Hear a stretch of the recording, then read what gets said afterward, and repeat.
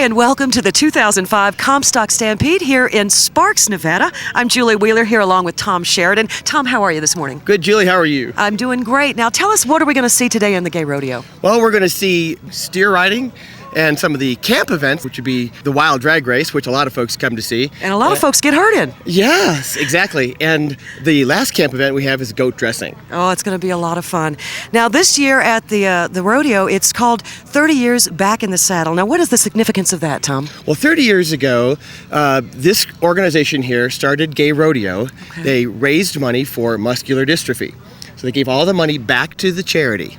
Well, that's a great thing, and we're glad we can be back here again. And we'll see you for more rodeo action coming up. Come back and see us, folks.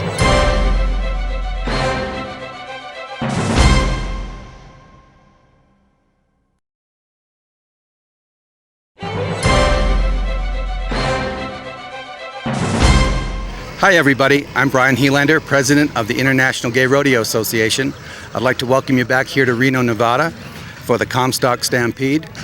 On behalf of the High Sierra Rodeo Association and IGRA, welcome back to the action.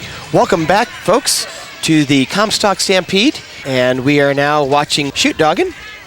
We've got this cowboy is new to the IGRA circuit and not rode steers with us before, so he's getting a lot of help from cowboys and cowgirls that have done it before. Brian Helander's over there assisting him. It's all about the help that you get. It really is. You notice we've also got Kim Dawson there in the blue shirt. She's our favorite. She is our arena director this weekend. Her responsibilities are to make sure that everything runs smoothly on time and that the safety of the cowboy and cowgirl and animals as well. She loves to get out there on that four-wheeler and drag it around. That she does. And drag that dirt around and get it all ready and soft for the horses and the next contestant. Really, as you can see here, Brian has got Robert's hand into the rigging and he's wrapping the rigging around his hand. I'm going to leave a little bubble there. So he's got some room for that rigging to come open. Once Robert decides that he's done or needs to come off, he opens up his hand and that rigging will just come off. Do they give points for dismount? I'm just curious. You'd think sometimes. But out comes Robert here we go. He's got a nice seat. Oh, he started to lose it there. But he looks like he's okay. He gets right back up. Right back up. He's a tough cowboy. Let's take another look at Brian, and you can see he came out. He's got a nice seat. Robert. But right there, he just started to lose it. Fell off to the side there. His rigging may have just slipped enough to move his weight to the outside, and off he comes. And that was no slacker of a steer there as well. As you can see there, I think his hand was just a little off to the left side, which is the side that he came off from. So that makes sense. Got to have that rigging right in the middle so your center of gravity stays in the center of that steer. And we're looking at our next cowboy here, getting ready to come out. I believe this is Kevin Mock from Acton, California. Kevin is surely no stranger to Gay Rodeo or to steer riding. Kevin has ridden steers for many, many years. Well, we got many belt buckles at home. He's done very, very well over the years. And he's going to sit down there on that steer, and away he goes, hand up. Got a good seat. And he pulled it back. Oh, gosh. Boy, he hung on a long time. He has to make 6 seconds before it's considered an actual ride where they and his friends are ribbing him. And look at him. Oh, he throws it down. Oh, look out. A cartwheel. He's going to do a cartwheel for us. Yes. Oh, into splits. Okay. Now there's something you don't see at the rodeo every day. Talk about a dismount, and we're going to see Kevin come out on his steer again. Let's watch it again. Kevin had a good seat. You see he starts to roll over to his left and regains his seat, and then all of a sudden off to the right. Yeah. Steer through him just enough to push him off. But, boy, let's take another angle at that. And you can, boy, he really hung on. Yeah, Kevin kind of came up over the front. Almost made it to the buzzer. But my favorite part was the cartwheel and the splits at the end. I think that was really finishing touch. Kevin shows his own expertise. What he does well. Brian and Chuck are making sure that that rope, the rigging, is tight around the steer. Once Ty's hand is in the rigging, Brian pulls up the rope as tight as he can, wraps that tail into the rope around Ty's hand, Now, what is the significance of the gentleman holding the tail? Does that keep the steer going in the right direction? Hopefully it keeps the steer from going down. Or does he keeps just him up. like steers a lot? He's the stock contractor, so that person owns these animals. Oh, I see. So he's trying to make sure the steer stays up. The rider can come out. Ty's about ready to come out here. As soon as he's ready, he'll call for the gate. And here we go. Out he comes. He's got a good seat on it. Yes. Nice ride by Ty. Great job. Very nice. Nice. All right. And he Very gets the good. approval from the crowd there. Fist pumping. He's happy about that. Very happy. Let's take another look at that. Nice ride from Ty. He's got his chin down. He's got a good seat on there. See, he's got a good grip. Doing great. Just about ready to come off the side there. Good. He really had good form with his chin down and Made his everything. 6 seconds. Did a great job. Normally when I have a rider that's about to come out, chin down, chest up, There you go. and kind of keeps their center of gravity right in the middle of the steer. So that wraps it up for the steer riding event, and we'll be back with more rodeo after this.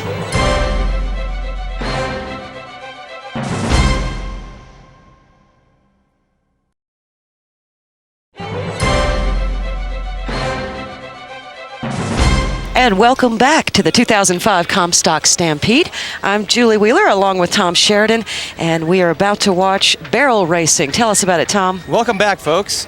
Yes, again, we're here at the 2005 Comstock Rodeo here in Reno, Nevada, or really closely it's Sparks, Nevada. And we're about to start men's barrel racing here. And as you can see, it's a beautiful day today. Not barely a cloud in the sky, and the mountains in the background really makes for a wonderful backdrop. It is incredible. As you look around, Julie, some of the mountains still have snow on them. I know, I thought about going skiing. I'm not but- sure there's enough snow up there to ski, but you could probably Well, get wet. as well as I ski, I think there'd be plenty. So Okay. this next event is a very exciting event. There's a lot of speed involved. They're going to be racing around the barrels, and I can't wait to get started with this event. It's one of my favorites. Well, this barrel racing is done exactly the way you'd see it done on PRCA. The first rider, Jim Anderson. Actually, our first rider we're is starting with the Destiny B. women. Child. All No, right. this is actually Destiny. Oh, Destiny started. Jim, I think, is going to... She goes around the first barrel in a clover leaf pattern. Destiny's come a far way from Washington, D.C., all the way Exactly. here to Reno. And she's going to break the pattern here. Something's not quite right. Yeah, a little bit of a problem there with the horse. Control, maybe. Make it go to third barrel, girls. There you go. Loosen up in the reins. Loosen up. And Destiny's still Destiny's having a hard little time, trouble here. yeah. Sometimes these horses are just not quite ready to work the pattern that we want them to work. Just like life sometimes, you Just know? like life sometimes. You're But- headed for a barrel and it doesn't work. But just like life, Destiny tries and tries again and finishes out. This may be one of the first times she's done this at IGRA. I don't think I've seen her out here many times. So maybe not new to barrel racing, but new to the horse. Sometimes that affects everything. Yeah, that can definitely be a factor in how the horse reacts to the rider. I believe our second runner would be Kevin Mock, and he's about ready to go into the arena now. Kevin's from Acton, California. And as you see, Julie, about halfway up, there's a timing light that's a red eye light that once the cowboy or cowgirl crosses it, time starts. They go through again like the cloverleaf pattern around the first barrel and now around the second barrel, A little bit of a problem there around that second barrel. headed for barrel number 3. Going And to cost him a little time there on that Kevin wide brings his turn, horse but back, opens it up. trying to make it up for it right here. 21.672. 21.672. I believe this is a fairly new horse to Kevin. I don't think he's had him too long, so that was a pretty good run for a horse. Arizona.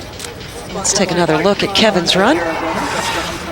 Did a good job, didn't knock any barrels down, but yet kind of lost some time here. Horse being a little skittish around the barrels. Again, remember this is one of Kevin's new horses, so he's still in a training pattern here. Second barrel goes pretty well, headed for the third barrel. And there goes Kevin off the field. Got our next rider up, Mitch Peterson.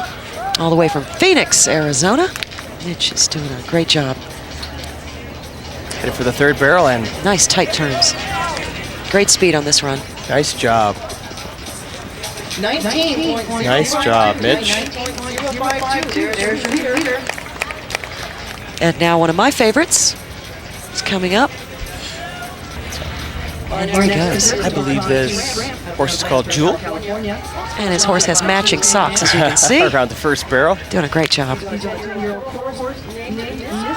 Todd has been a major competitor on the circuit in all of his events, including wild drag, Doing a great job on those turns. Really bull close riding, in. steer riding, and the speed events. And the crowd shows their appreciation for that run. That was a great run Exactly. by Todd. Todd just cuts a fine shape of a cowboy there, doesn't he? He's the quintessential cowboy. Just has been a beautiful day here in Sparks. Catching some rays. Yeah, we're just a little bit out of Reno, and as you've seen. Kind of funny to think that a week ago we had snow here. I know, it's amazing. And the next rodeo cowboy that we have is Phil. Again, Phil's from Long Beach, California. Yeah, we're Phil's almost ready. having a little trouble getting his horse to get in Yeah, the he's arena. got a little bit of a skittish horse back there, but he's working it out, calming the horse down. Sometimes we need just a little bit of coaxing and assistance to get those horses to come in the arena. Phil's going to ask somebody to help him out here. Somebody just kind of walks alongside of him and leads him in, and it's not a problem. And here we go, getting ready to take his run. Again, this is Phil out of Long Beach.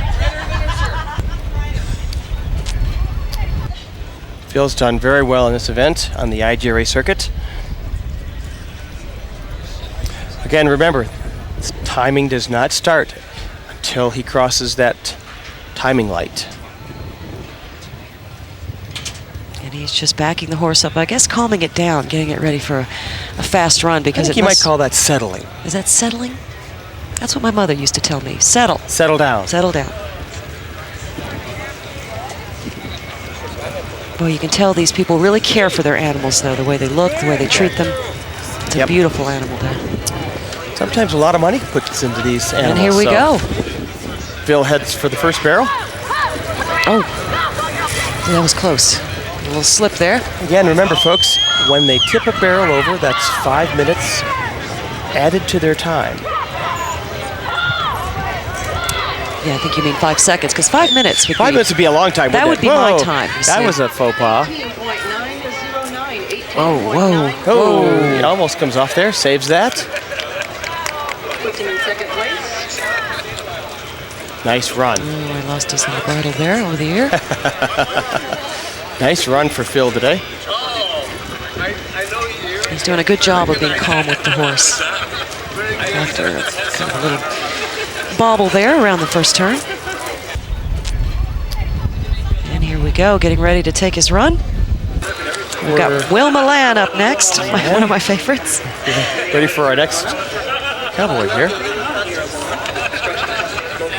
And here he comes. Heads off to the first barrel in a big hurry. 9-year-old quarter horse. Around that first barrel very nicely. Really nice job. Nice job, Will. Fast horse. You got it. Doing a really nice job. He's won this event very, very often, several times. And you can see why. What form. As the crowd speeds him home. 17.933. 17.933. And turns to acknowledge the crowd. Did a great job. Yeah, like thanks for coming out and clapping for me, you know? Yeah, I hope you enjoyed the Sometimes show. it helps. Just like a crowd. Elvis has left the building, folks.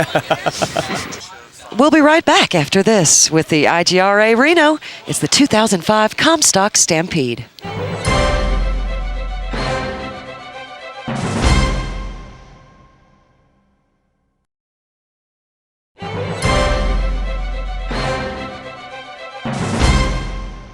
And here we go up next. This is Travis. Comes from Salt Lake City, Utah. Sponsored by Paper Moon. Travis heads out. One of the newer cowboys, cowgirls to the circuit. Salt Lake City, Utah. Been involved here for a couple of years. Riding He's got nice speed with that horse and good turning. You bet. I think Travis does a lot of the speed events in his hometown. And you can see it. Boy, he's really got a hold on this one. Yep. Nice And job. here he comes. Travis. Nice job. 18.357. Nice job. 357. Did that in about 18 and a half seconds. That was a nice run. That puts her in third place. Like you said, Julie, beautiful horse. Isn't it? Look at that. Gives it a little love for doing a good job. As we all should. Yes. It was a nice thing to do. Let me give you a little pat. Good There you job, go. Thank you Tony. very much. I appreciate that, Julie. And we have a rodeo clown standing in front of us. It's always nice to be greeted and visited by the rodeo clowns. Next cowboy's ready to go here. That's Jeff Schroeder out of Tucson, Arizona. Jeff's riding a beautiful paint. Look at that Down to the horse. first corner. Headed for the second barrel. Yeah, he's not up in the running now. He's slowed down a little bit, but he's got. I think he's trying to train this horse. Doesn't have a tremendous amount of speed, but you know, doing a good job. Boy, that's a no beautiful barrels horse. down. No barrels down. And here he goes. Opens it up. Send him home. 23.337. Nice job. 23.337.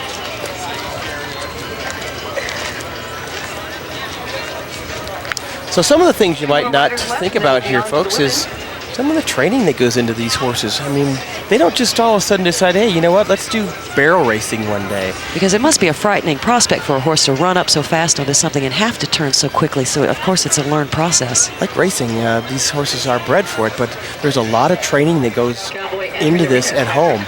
And we've got our next rider, Patrick Kearns, and a lot of training is going into this horse that Patrick has. As you can see, he uses not only his legs, but side-to-side movement from himself, you know, his shoulders, and actually guides that horse through the pattern. Oh, that was a great run. Nice. Good job for Nice job. Patrick You out got of it. Lancaster, California.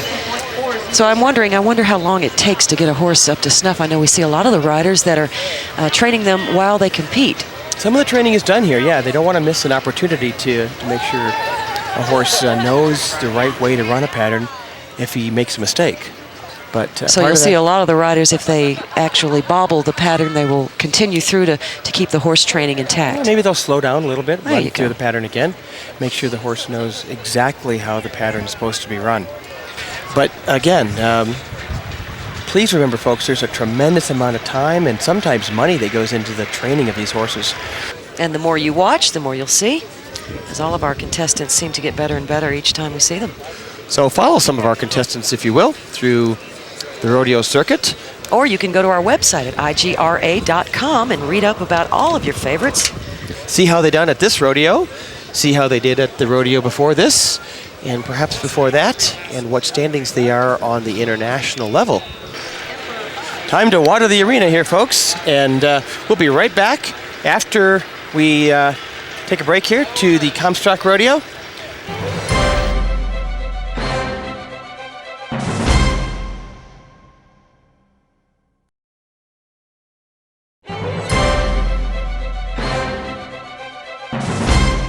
Welcome back to the Comstock Stampede 2005.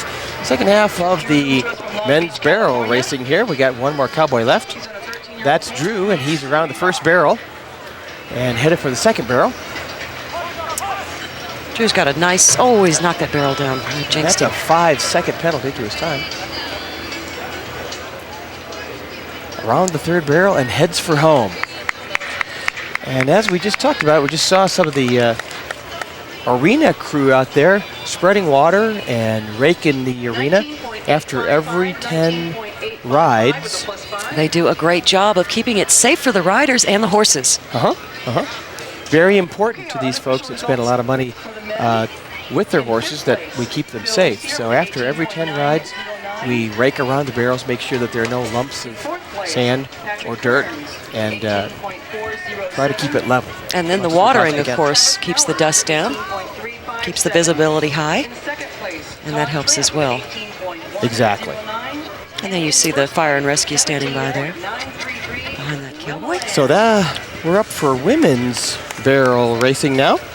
Our first barrel racer here today on the circuit is Sherry Lee.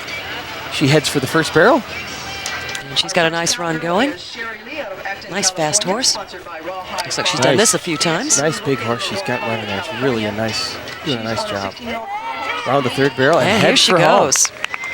To the cheers of the crowd. Nice job, Sherry. And that's a great way to start off the women's barrel racing here. So that's your starting time to beat. And she gives her horse a little pat. Just a little pat. And you can see she's probably injured herself before on different events, possibly even this one. Actually, she injured herself in Vegas. Oh, She blew her knee out. well, let's just leave that in Vegas. Blew her knee out completely. They had to take her away in an ambulance. Oh, no, this was at the rodeo, not at the casino. Oh, yes. Okay. Dance Club out of Studio Yes. City, California. And took her away in an ambulance, and she had to have some real hard stuff 14 years. with doctors going on. She had to have that repaired. So Wow. Well, good for her. I'm glad she's Exactly. back and up on the horse. yes, We've got Belinda Merritt here from Shadow Hills, California. our second women's barrel racer. Belinda is doing an incredible job here. No stranger to the women's speed events. And you can really tell with this Doing an run. incredible job here, Belinda. Nice job. 18. Always one of our top women barrel racers. And we saw this cowgirl out there earlier helping round up the calves and other events.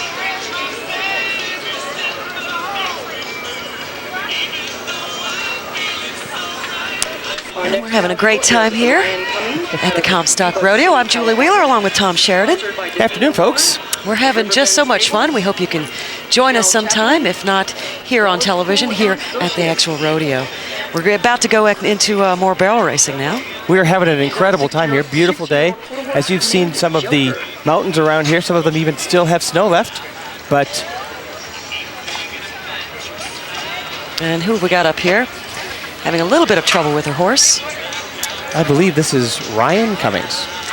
Ryan is from Yuba City, California. Yeah, it looks like she might be training this horse just a little bit. She's taking it easy on the horse. Exactly. Again, like we've talked about with different riders here, sometimes they're not always the fastest, but they're doing a bit of training. So we have to start somewhere. This is a great place to start.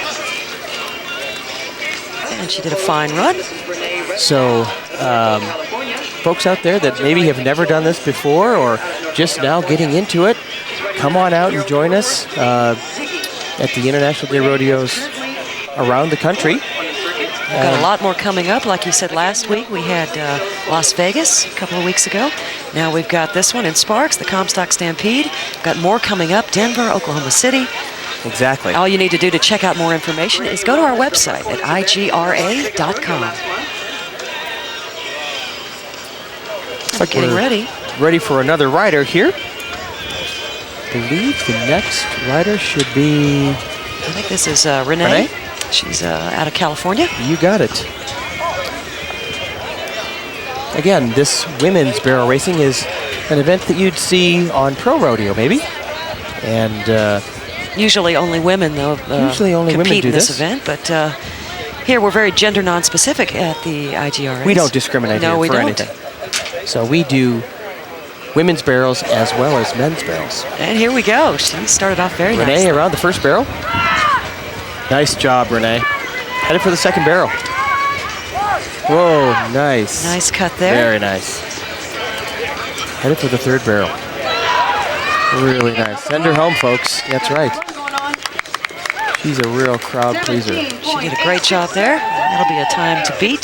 There's your new leader. Renee does a super job with her horse. A real team. She says thanks a bunch. Appreciate you getting out there and running and doing a good job for me. Yeah, as well she should. We'll be back with more rodeo after this.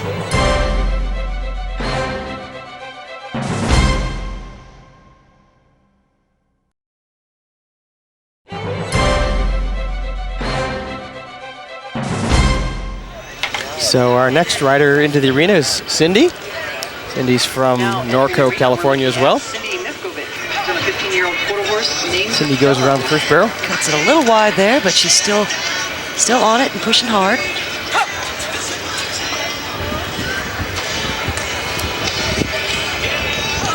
Around the third barrel and headed for home. She just lets that horse go and sees what he can do. Exactly. Open it up. Now, as you can see, these hats have not come off these girls. There's a $5 hat fee if they lose their hat in the arena. Really? The hat fee, collected by IGRA, goes back to the hat fund. Well, I know what they've done. They actually took a tip from the drag queens in the arena, and they used duct tape. It's hard to get it off, though. Ouch. Ouch. Ouch. Our next cowgirl is Kathy Bianchi out of Atascadero, California. Sponsored by Sunshine Christmas Tree Farms. Choose and cut your own out of Morgan Hill, California. She loves her horse. 9-year-old quarter horse named Buster.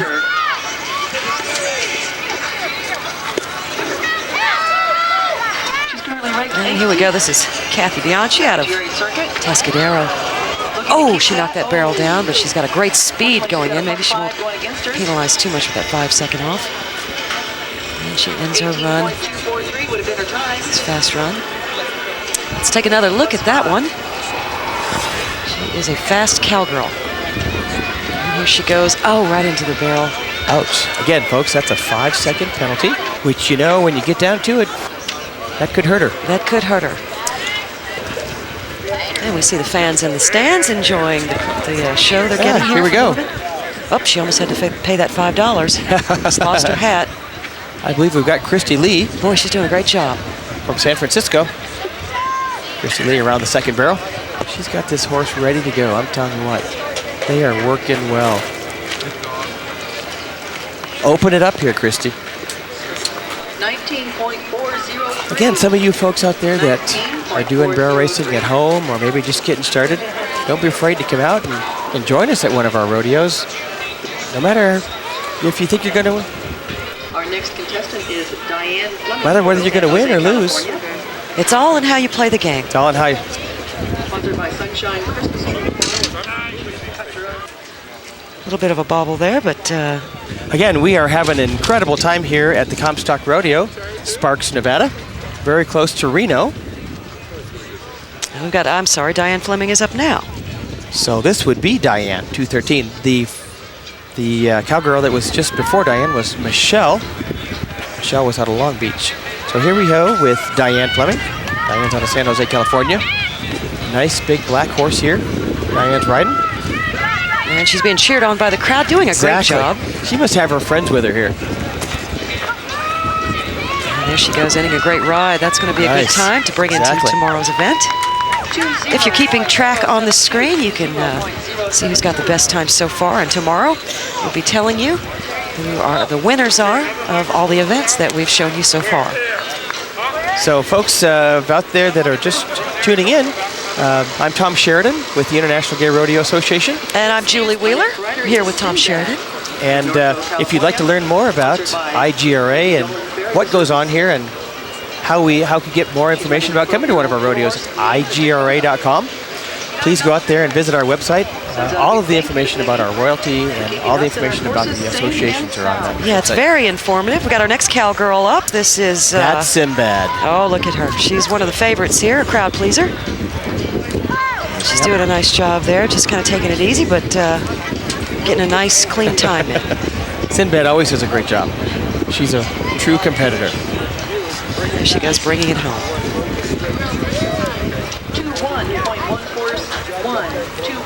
21.141. And the crowd gives her a little round of applause for her job. Well done.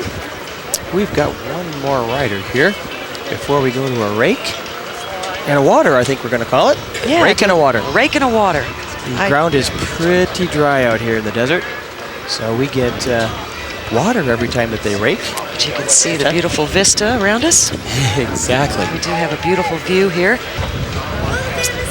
Is that a big S up there? I believe it is for Sparks. Sparks. I figured that you're out. so smart, Well, I Julia. figured that out on my own. I thought it was Superman at first, and then... When we'll be right back after this from the Comstock Stampede 2005. Come on back and join us, folks.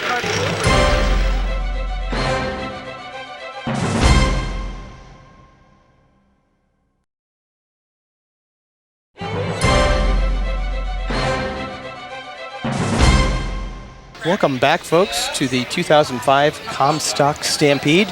I'm Tom Sheridan, and along with Julie Wheeler.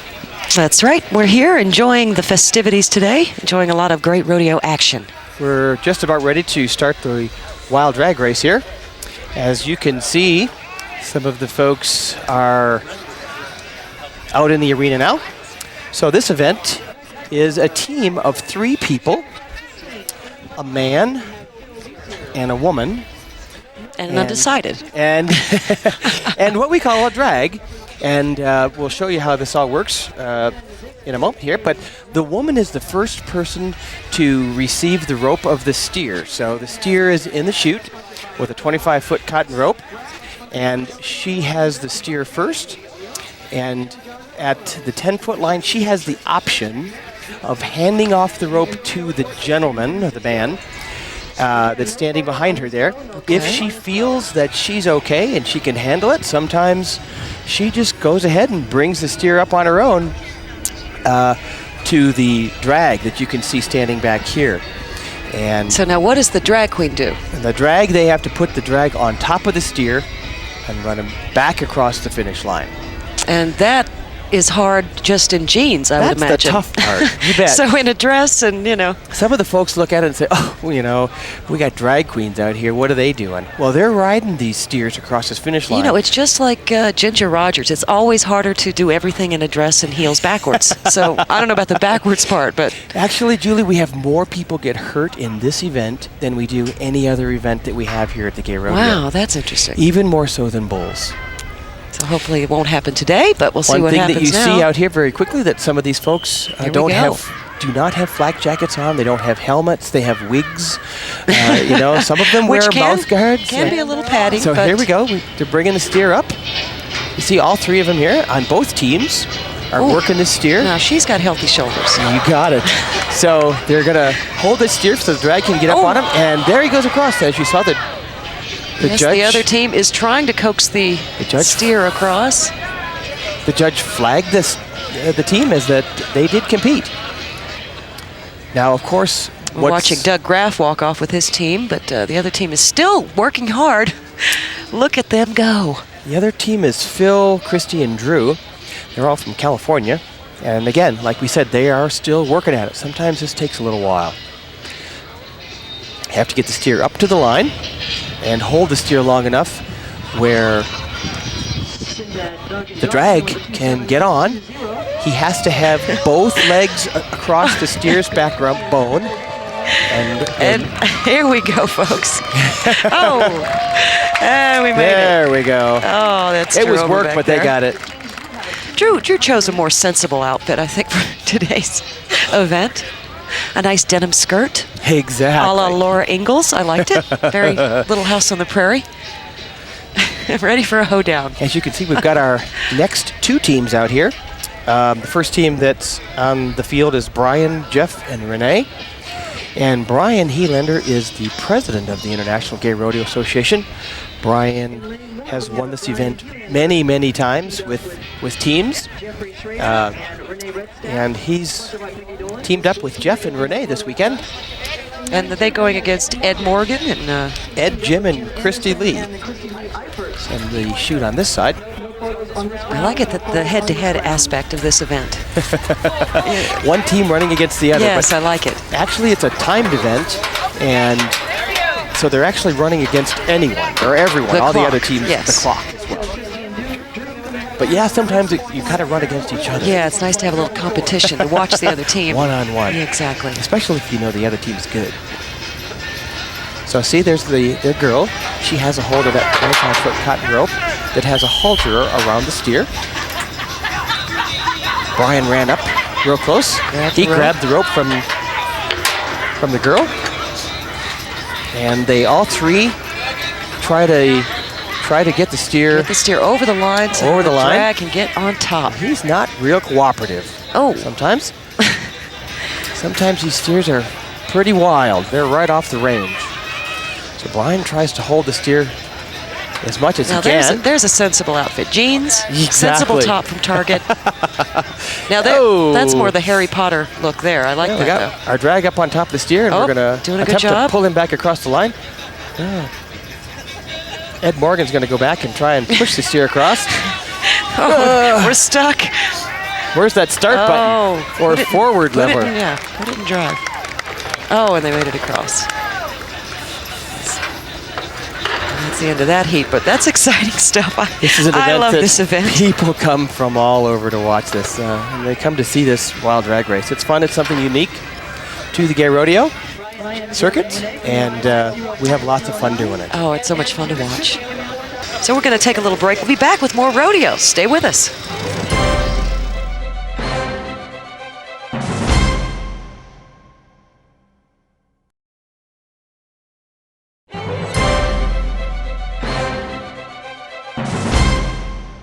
So our next team was going to be Ann, Jeff, and Wild Wild West, with the other team, Michael and T and Tyler.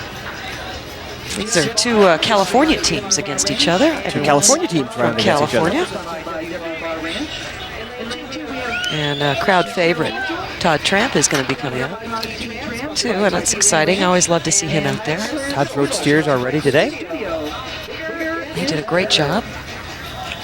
Came away the winner of the first heat, I believe. Yes, he did. Yes, he did. We'll see what happens tomorrow in the standings and put it all together and see what happens. Of course, as you see, we had two steers that were left over from the last race that we... Yeah, we've got another team out on the field already ready to go. Michelle, Lee, and Tyler, and Jeff and Wild Wild West. Beautiful outfits. I love the cow. Todd, Tyler, and Michelle, they've got their steer up to the line, trying to hold him back so Todd can jump on him there. Very healthy drag there. Todd is dressed in orange all weekend here. Todd looks like he could just pick the steer up. Just cradle it in his arms. But they're having a hard time with that little doggy. Not real happy about this. Not real happy. Oh, Todd's getting ready to try to get on, I think. Just to hold that steer down so Todd can get on. I have to have the steer pointed in the right direction, of course. So when he takes off, he'll go back across the line. The other team is still... Yeah, the other team is down in the corner, and they're having a rough time as well. Oh, we've lost our cow hat. Oh, and the steer just about ran over Todd. Todd hit the dirt there, and both teams had a rough time, I think. We're still working on the other team, though, and they get across the line. Again, we have more people get hurt in wild drag race than we do in any other event. We're going to watch that again. We had some action there. And here we go. That's the cow riding the steer. Yeah, what's up with that, Julie? I don't know. There's something, I don't know, ironically naturistic about that. And here's Todd with his try and making it across. And then, of course... There we go. Oh! And he makes it. As the judge pulls down the flag, says time is up. And we're going to get ready for the next teams coming out. Yeah, we've got two more teams actually, of three people, Belinda, Sammy, and Chuck. Destiny, Steve, and Ready Whip. Ready Whip. I believe that she is no can of sweetened dessert topping. She's ready to go here as well. Oh, we are on. Oh, gosh. Yep. She was just Seriously, taken you know out, what, folks. Boy, that was a tough hit right there. And she's still working that steer. We've got Belinda, Sam, and Chuck up here. And they are working at getting the steer across the line. I don't know. It looks like Ready Whip is kind of losing some of her CO2 on the other side, but they're still working on this bull here. But boy. Destiny, Steve, and Ready Whip. Destiny B. Childs would be Miss International Gay Rodeo first runner-up. Oh, good job. And the other team did come across the line and were successful. So we got another successful team here. That's good. Still working on this little doggy. We've got... Oh, Destiny jumps on and doesn't make it. Not on long enough. Okay, let him go. Oh, there she goes. She got it. That was good. Boy, I can see why there's more injuries in this event. They hit the dirt hard. You bet. We're going to take another look at that. See. Oh, as Destiny limping off there. So, big hit. Oh boy. I'll tell you what, this is a dangerous event, folks, as we see this And he just gets right back up it. Here's Destiny doing her best to get I think that. that was Chuck Browning that got hit there. Steer just kind of ran over top of him. And Destiny was successful finally, getting that steer to come across. She really came down hard. Yeah. Hopefully she'll be all right. I don't know which pronoun to use. I'm just throwing them out willy-nilly. So I hope that's. Now we've got Clark,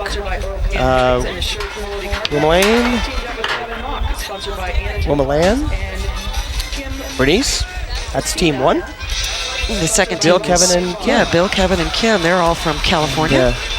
Yeah, what do we got? They're even dressed alike here. I'm enjoying the. So this is Bill, Kevin, and Kim Oh, here. I love the wig. boy. Oh, candy cane. Boy, we're sure calling this wild drag today, aren't we? I mean, I've never It's seen. all about wild drag. I think a falsie Hold fell him out down there. there. Clark. There he goes. Good. Lost They finally a- get across. Lost a falsie. Thanks. Oops. Let's take another look at that. And here we've got What other rodeo competition do you see where the competitor loses a falsie out of his shirt? yeah, exactly. Bill, Kevin, and Kim here just finally got their steer across. Yeah, did a great job. Good teamwork. And here's the. But they did lose some apparatuses there. as they were Here's the coming across. moment where it came flying. Yeah, whoops. Whoops! Things Fly socks away and boobs. things are flying out. Beautiful job there. And I think we've got one team left, and they will run singly. That'll be Robert, Caprice, and Ty. No team to run against them, so they'll run on their own. Remember, folks, this is a timed event, so they're actually rodeoing against the clock, not each other. But remember, the girl has the rope first. Okay, and then She takes hands off the rope, as she did here, to the man. They collaboratively, hopefully, take the steer up to the finish line. Put the drag on top of him. They're having a little tough time here. Boy's going to hold the tail so he can try and get on. Can I say that hair is just like my mother's? Red and curly? Yes, beautiful. Okay. Beautiful. It's giving me flashbacks here. Let's go, Mom. We'll hold him down there, Robert, so they can get on. Oh gosh. Got some rough action in this event, and the wig is off. Oh, it's got to get on the other side. There he goes. Now, does the wig have Now- to be on? No. Okay. His leg needs to be across that backbone of the steer before he crosses, though. Oh, and he went down hard, but Yeah. looks like he's okay. And they did not bring the finish flag down, so they did not get a time. So that wraps up Wild Drag here for us today. And I hope you enjoyed it as much as we did, because I had a lot of fun watching that. We're going to watch this last group again, see where they went wrong. Exactly. They're almost on there. Robert tries to get a bar above that steer. Doesn't or quite have a good aboard. seat, and I think that's his problem. He wasn't Steer just kind centered of there. throws him off. Didn't take much to throw off the balance there. And they Well, that did was not an get a exciting time. event. Exactly. So we'll be right back after this. I'm Julie Wheeler for Tom Sheridan, joining us at the 2005 Comstock Stampede. More rodeo to come.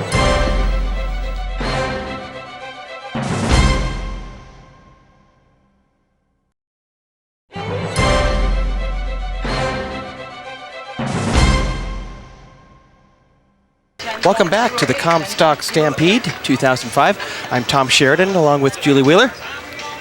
Something a little more traditionally rodeo. This is the flag race, and it's kind of akin to what I've done at a rodeo before called the mail drop. Really? And yeah, what it wasn't a flag, it was just a bag that you would pick up, the same kind of deal. Ah, okay. Try a speed and explain to the folks what this one entails. So this rider comes into the arena, and the two barrels that are set up from barrel racing, actually the same amount of feet apart. One of them has a bucket with a flag in it, and the other has a bucket without a flag in it, looking for a flag. And the rider comes in, picks the flag up out of the first bucket, goes around the pole that you see at the other end of the arena, and drops the flag back in to the bucket on the other side. So not only is this a speed event, it's also a precision event, because you have to be able to hit that small bucket space. It's a very small, when you're speeding by on a galloping horse, believe me, that must look like a very small space to throw that flag into. The buckets are full of rabbit pellets, so there's something in there to hold them the flag when you put it in there. But of course, if you A, miss the bucket, or B, dump the entire bucket over, even if the flag goes in it, you get no time. I've done this recently a few times, and it's fun. It was just kind of an event for me to do, a horse event. I borrowed one of the guy's horses, and it was fun. It's a lot of fun. Yeah, it literally looks like a lot of fun because not only do the riders look like they're having fun, the horses actually look like they're having fun in this event. Exactly. So we've got Phil here, and he's got some speed going on. He's coming back here around the second barrel, and he misses the barrel. That's that looked really hard though. It's hard to stick it right in that barrel. Exactly. Our next contestant is Jeffrey Schrader. And he gives his horse a little pat there for a job well done. Let's take another look at it. As Phil picks up. Does a good job on the pickup, but Nice now job. he has a little problem here on the sticking it here. Let's watch this. Just about gets it. Oh. Over by what? About maybe 3 a foot? inches, if that, yeah. Looked like he just missed the lip there. Jeff Schroeder out of Tucson, Arizona is our next flag racer here. And he's taking it a little bit slower than some of the other folks have. He wants to taking make his time. sure that he gets this flag in his hand and down in the bucket on the other He side. gets ready to stick it. And there he goes. Does it. Nice Good job. So we've got our first time on the board. Exactly. If you don't pick the flag up and if you don't get it in the other side, you don't get a score. You don't get a score. So let's watch that again. He did a good job taking his time, like you mentioned, but of course sometimes that's all that counts if you're the only one with the time. if nobody else gets a time, then you win. There he goes. Good job. A lot of the folks here you'll see go for broke. And here comes my buddy Todd. You'll see this with Todd when he comes in. He will go as fast as he possibly can. And, Todd is a great competitor. He'll hope that he picks up the flag and hope that he finds the bucket on the other side. Here he goes. And he misses. Now that's an upset. Ouch. And he still completes the pattern just to keep the horse Now remember, trained. Julie, that we have all-around buckles and money for these cowboys and cowgirls, so sometimes that missing an event, not doing well in it, could knock them out of the overall listing and standings. So each event that they participate in can be very important, especially when it's a cumulative score at the end of the weekend. You bet. And I know Todd is many times overall for the weekend. So he's done overall cowboy many times. So I'm sure he's got a whole closet full of all belt around buckles. cowboys. You bet. Yeah. International all around cowboys. Closet full of cowboys. Closet full of There's cowboys. something We in hope that. not. Drew is another incredible flag racer that you'll see here out on the circuit. Making sure that his horse is in the right area of the arena before he turns him around. And again, Julie, this race here is timed, and there's a timing light that streams across the arena. Once the horse and the rider pass over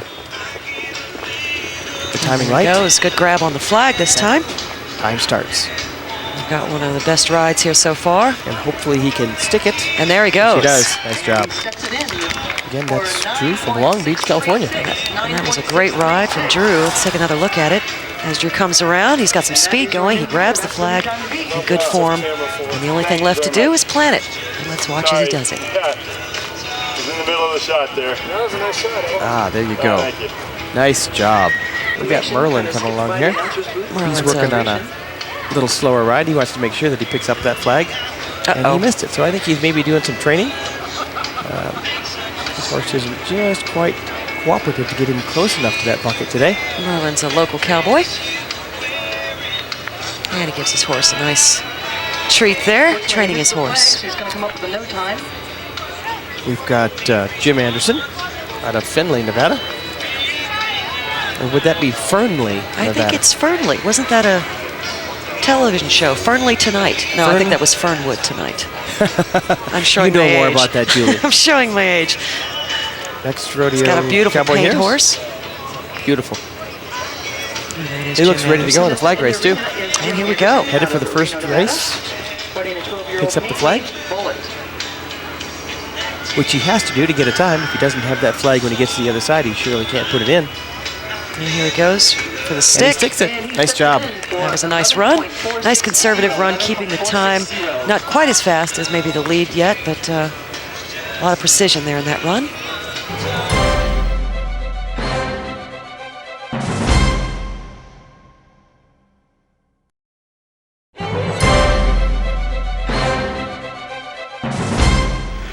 Welcome back to the 2005 Comstock Stampede. I'm here with Tom Sheridan and I'm Julie Wheeler.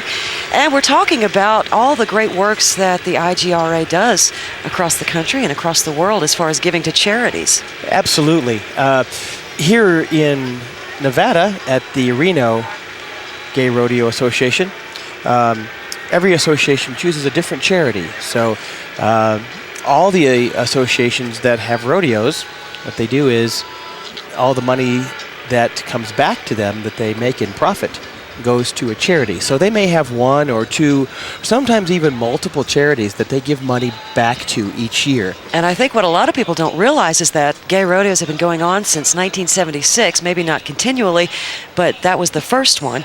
And I believe that year they gave to the Muscular Dystrophy Association. Right, so 30 years ago, Julie, it all started here in Nevada and in Reno when they had a rodeo. A couple people got together and said, you know what, we need to have a rodeo and we're going to benefit muscular dystrophy. And if I'm not mistaken, I don't want to make a mistake there, it could have been MS as well, but I know they raised thousands of dollars. And since then, as far as the AIDS crisis and HIV, they've also raised thousands of dollars for that. And they've just done such great work. So it's really not just about having a good time. Exactly. We're probably up into the millions of dollars. We've given over $2 million back to AIDS charities throughout the years that IGRA has been formed. So this is an important rodeo here, Really 30 is. years back to Reno. They had a few years that they took off while things weren't as popular here in Reno. Didn't maybe have the people here in the area to put it on. But we're so happy that they're back in full force. Really and great. This really is a beautiful location for a rodeo, and they're going to do some great work today and earn some money. So just so you know, it's not all about good-looking cowboys and cowgirls. Although that helps. That does help. But it's about giving money to a good cause, and we're glad we can be part of it. And we just saw Will Land here do flag racing. And now we're starting the women's flag racing. And this first competitor is Michelle out of Long Beach. And Michelle's been showing us some great cowgirl work today. I believe. As she grabs that. Boy, she's got a fast run going. She missed. She missed the flag. Oh, I didn't even see it in the dust. I believe as we learned about Michelle in Vegas, Michelle is actually one of our straight competitors here. She comes with her... Unfortunately, without the flag, she won't be able to get With her significant other? Is that the word No, you're looking she for? actually comes with friends that are gay. Oh, well, good for So her. she's not gay herself. So we take a look there at that miss, and boy, you can see the disappointment in her face. Nice run. Boy, I wish she would have been able to pick up Boy, that flag. yeah, she was really going fast. That would have been the fastest run of the day so far. Male or female, I think. And boy, she's working hard to stop that horse. Some people like to go through the pattern. She started to, I guess, stop She the probably horse. had enough practice. The horse has been through there quite enough without having to go through the pattern. So we've got our next cowgirl coming out, and she picks up the flag. She's doing a great job. Nice run around the end pole and headed for the side bucket. Let's watch And as she in sticks the it. bucket she goes. Nice She's got a beautiful job. Appaloosa horse there that she's riding. Very nice apple. Really pretty. 9.877, that will be the time to beat. And this cowgirl from Utah is always a crowd favorite. Let's watch her again as she takes that successful run there. Nice job as she picks the flag up. You know, she's got her arm out there in the right, just at the right time. So very, very important. She only gets a second or so to get that flag back in to the bucket. And boy, that was a successful run for her. Let's take a look at our next cowgirl. This is Diane out of San Jose. We'll be going to their rodeo later this summer in San Francisco. Oh, that's going to be exciting. Another beautiful area. Come to out have and a join rodeo. us if you'd like. All you have to do to find out more information about any of these rodeos, including the Comstock Stampede, as well as the San Francisco Rodeo, go to the IGRA.com website. Oh, good job. Puts it back in there, picks the flag up, and gets it in the bucket. What a That's great what run. it's all about. It's a great run for Diane. Definitely what it's all about. Let's take another look at that. Precision with the flag picking up. Does a nice job of picking that flag up.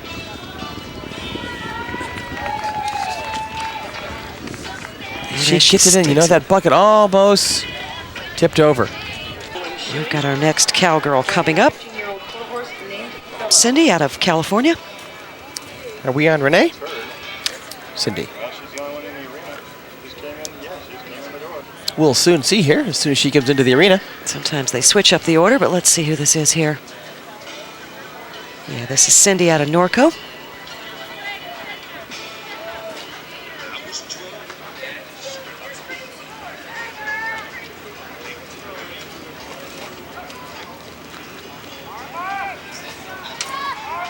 And here she goes, trying to set the flag in.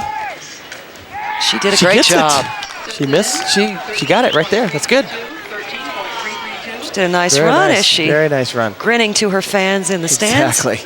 May not have been the fastest time, but she picked it up and was able to stick it. That's what it's all about. It really is, because sometimes it's not the fastest time necessarily, but the precision of actually making the flags go where they want, where you want them to go. I tell you, those buckets get pretty small when you're going as fast as they do around that course. You don't get much time just to focus on that. Boy, it must just come flying by. Exactly. You hope it doesn't come flying by without putting that flag in there. Let's see who's up next. Got a little slowdown in the action here. Renee from Norco, California. We've got Cindy still trying to calm her horse down. There's Renee.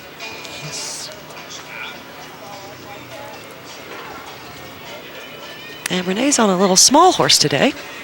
I think that's her speed horse. Sometimes the small ones are the fastest ones. Exactly. Just like the thoroughbreds that you see. She's got a horse that doesn't really want to come into the arena right now. So they're doing their best to coax the horse in. Not sure that it's all going to happen today. He's like, you know, I don't think so. I don't think so. They're gonna. Maybe we're gonna back him in. Do the best they can to get this horse in. Having a little bit of problems. Well, we know that she can't pick him up and carry him in. He's a little bit too big for that. And here she goes, just kind of backing him up into the arena. There she goes. And on this one, they're gonna close the gate, so the horse can't come back out on his own as she gets aboard, and she's ready to go now. Renee run one speed buckle in this event at Phoenix Rodeo, our first rodeo of the She's year. tightened up that hat so she doesn't lose it. Doesn't want to pay that $5 penalty. $5 hat fee. Heaven forbid. And here she goes, getting her horse ready. Gives him a little pat to calm him down as she gets ready to take her run at the flag. Here she goes, and she's off. Oh, and she she misses just the first missed the flag. But the horse does have speed. Yes, he does. Runs a good pattern. Just doesn't have the flag in her hand, so she can't put it back. 10.099. Nice run if she'd have just... Our next rider is Kathy Bianchi. Let's take another look at that. Almost, you can see her hand was on the flag, right on the touching the flag. flag. Boy. Couldn't quite get it. Tough run for Renee today. Now there's where you need a little rosin on your hands. There you go. Might stick. Or duct tape. You know how I love duct tape. You've been mentioning that. You have this fetish, I think. You can make anything out of duct tape. Kathy Bianchi from California. And here she goes. Got a little bit of a jittery horse. She takes her time calming the horse down, and off she goes. Here she goes running at the flag, and she gets a good pickup. Good. She's got a nice Nice job. Speedy ride going here. Let's hope she gets it back in there. Gets her hand out in front of her. Good job. And off to the side. Good. Nice job. Yeah, that got a little approval from the crowd and her friends behind the gate there. It's important that we see, as we watch this again, she picks the flag up. Barely got it there. Just a barely fingertip got grab it. there. But now, when she's coming around the other side, she gets her arm out in front of her, gets the tip out in front of her, gets her horse close enough. Now I noticed in the bucket. there's a lot of different techniques in how they get the flag back in the bucket. There are. She prefers the javelin technique, which is what I like to call it. Yes. And a lot of people do the underhanded technique where they stick it straight down as they ride by. Right. You'll see another technique here with Christy as she comes up. Christy's got the flag. Got the flag. Let's watch how she Started does off it. for a good run. Looks like she's going for the same technique as the last rider, and she sticks it as well. Nice job for Christy. Christy out of Shadow Hills, California. Christy's a great all-around cowgirl. Let's watch it again. She gets a good grab on the flag. And it looks like that horse could even go much faster. She let it go. He's a lot to hold for her, a lot to handle. And she does a great job. Nice job. All the way around.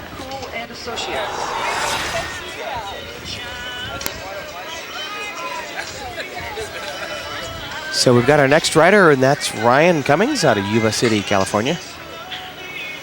Ryan says, wait just a minute, I forgot to get the flag. Hang on. Maybe I'll just take a circle. Teach my horse that he's got to get me close enough. Doing a little training here. Got to get me close enough to that bucket where my arm's long enough that I can pick it up. You see a lot of patience here. She tries to coax that animal. He may be just a little afraid. Never been around a bucket like that before. Maybe never seen one. Has no idea what that flag is in there. I know my dog almost blew a gasket when she first saw a garbage can. My poor little girl. So I don't. But she's got a good grab there. She got it. She finally got it. That's good. Give the horse a little training session here. Exactly. So next time, maybe that horse won't be as shy to get close to that bucket. She can pick he's up a the little flag. shy about this bucket as well.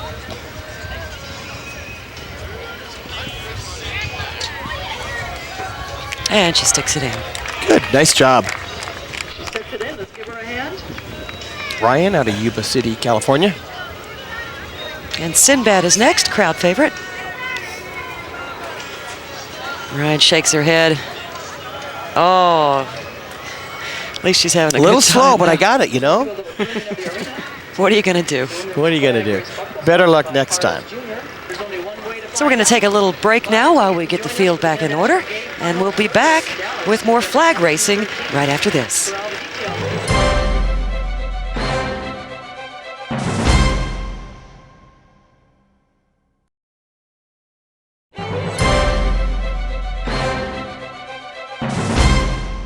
And we're back with more women's flag racing. And we've had some... That's Sinbad. Picks up the flag. She's a crowd favorite here at all the gay rodeos that we go to. Here she goes with the stick. And she stuck the flag on the other side. She did a great job. Nice job. 15 is 031. And she gives her horse a little bit of appreciation. Again, like you said earlier, you know, it's not always the fastest horse that wins, because some of these girls and guys haven't been able to A, pick the flag up, or B, put it back in the bucket. And our next rider is up. And I think... Is this Bryn from... I don't think that's from Nebraska. Bryn. It's not Bryn. Let's take a look at the number we've got. What a beautiful horse she's riding. Really, really nice. And that's Christy. Christy Lee out of San Francisco. And the horse almost Off looks she like... goes. Yeah, that horse looks like the Phantom of the Opera, doesn't he? Exactly. He's got his half mask a little on. mask on the front. Really pretty. She picks the flag up. And she does a puts it great back job. in. Nice job. 569. We'll take another look at that. And here comes Christy. She's got great form. Nice pickup on the flag. There's, Very nice. yeah, very much Round assertive the- about that pickup. And pull. And back in the bucket for Christy. There Nice you job. go. A little fist pumping to celebrate. And there's a happy cowgirl celebrating with her friends after a good run.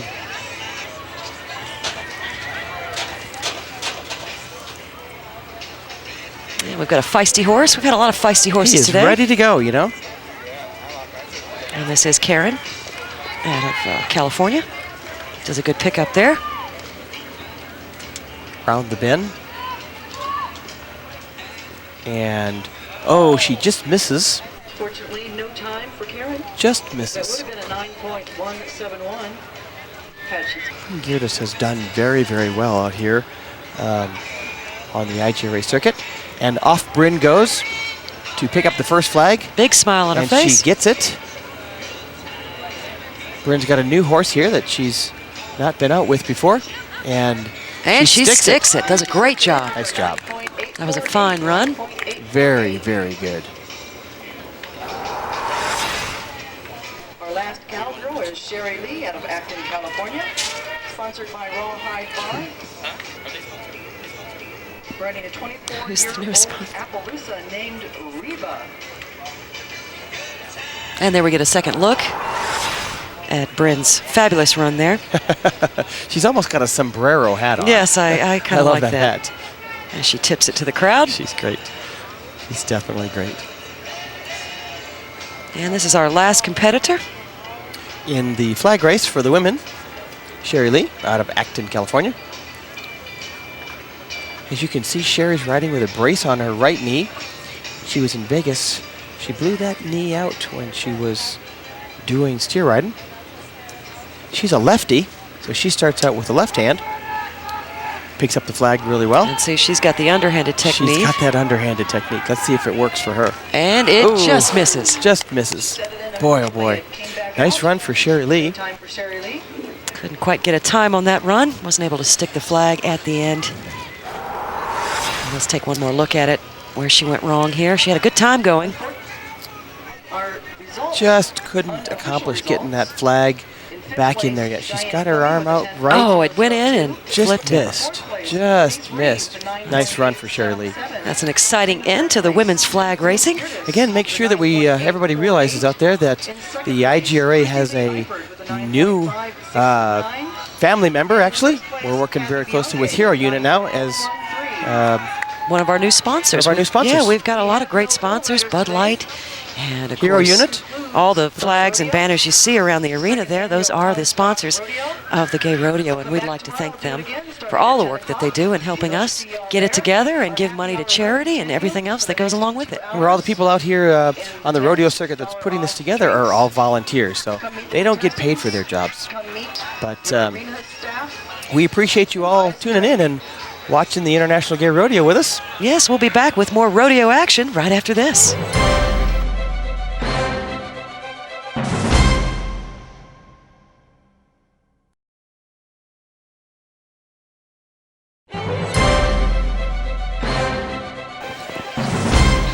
Welcome back, folks, to the Comstock Stampede 2005. We're calling this 30 years back to rodeo. And this is where it all started 30 years ago. So we're getting about ready for our grand entry here. As you can see, the riders and the flag holders are getting ready to come out here. We have some of the royalty folks standing in front of that line, which would be Destiny B. Childs on the left-hand side. She's the first runner-up for Miss International Gay Rodeo. We also have Eric Ziegler standing next to her. He is the first runner-up, Mr. International Gay Rodeo. Two very important royalty members for us. Those two folks were successful in their bids in their own states a year ago. They are successful now as international champion royalties. Wherever you see these folks, no matter what they're doing, no matter where they are, they're always doing fundraisers. Most of the money that they raise, or all of the money really that they raise, comes back to the charity that they're raising it for. Some of our local royalty, so these folks are from the High Sierra Rodeo Association here in Reno, Nevada. We are looking at our grand entry, folks.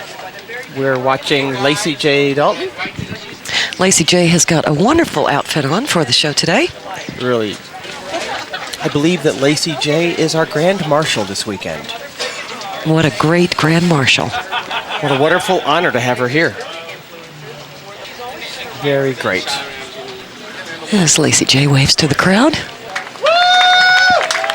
And there goes Lacey J for one more ride around the corral. waving to the crowd and getting a wonderful response. She's the Grand Marshal today.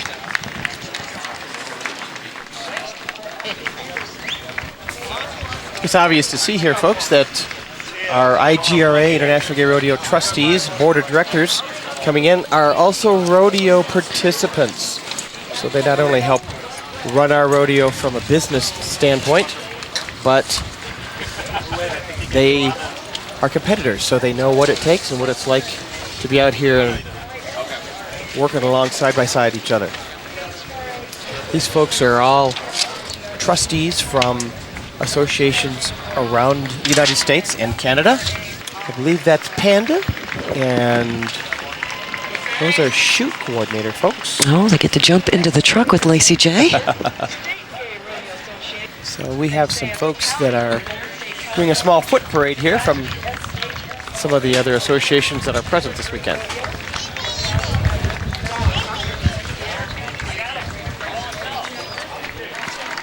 And here we see the last people coming out, skipping. Because they are from Vegas and their rodeo's over, so they're having a good time.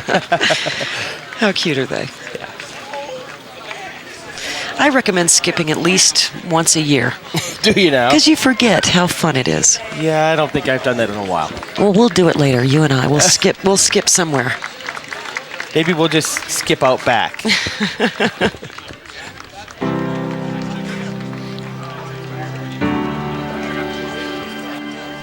Looks like we've got the riderless horse coming out now.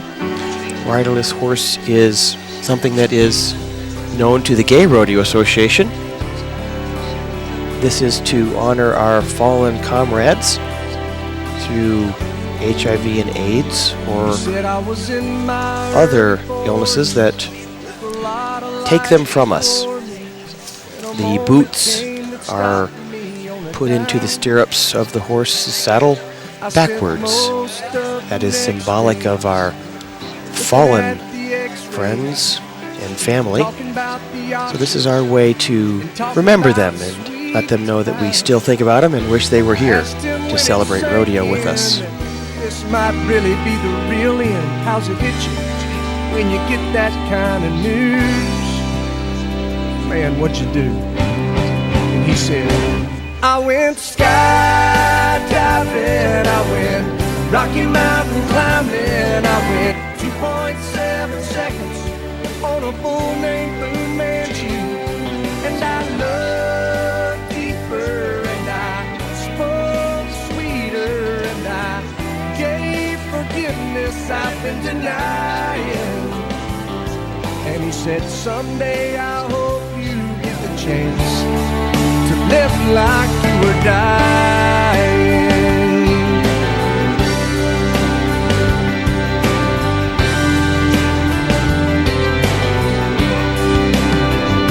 He said I was finally the husband that most of the time I wasn't, and I became a friend would like to have. And all of a sudden going fishing wasn't such an imposition, and I went 3 times that year. I lost my dad. Well, I finally read the good book, and I took a good long hard look at what I'd do if I could do it all again. And then skydiving, I went Rocky Mountain climbing, I went 2.7 seconds on a bull named Fu Manchu, and I loved deeper and I spoke sweeter and I watched an eagle as it was flying.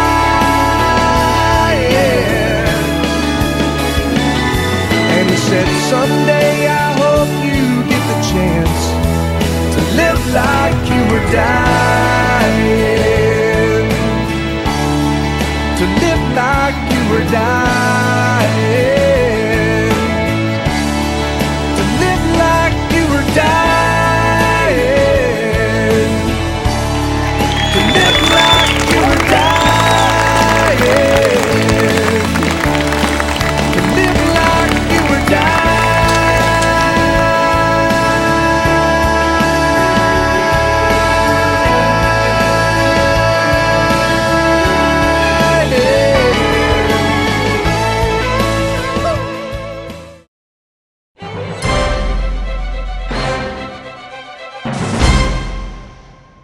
Here's our flag parade. American flag, Canadian flag, International Gay Rodeo, I believe Arizona Gay Rodeo flag, a gay flag.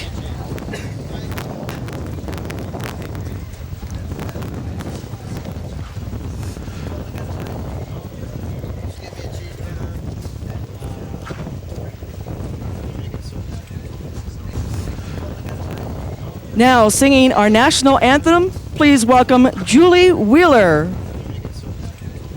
Oh, say, can you see by the dawn's early light what so proudly we hail at the twilight's last gleaming, whose broad stripes and bright stars through the perilous fight o'er the ramparts we watched were so gallantly streaming, and the rockets that glare, the bombs bursting in air, gave truth through the night that our flag was still there. Oh, say, does that star-spangled banner yet wave o'er the land of the free and the home of the brave? Thank you. Thank you, Julie Wheeler. Wonderful job.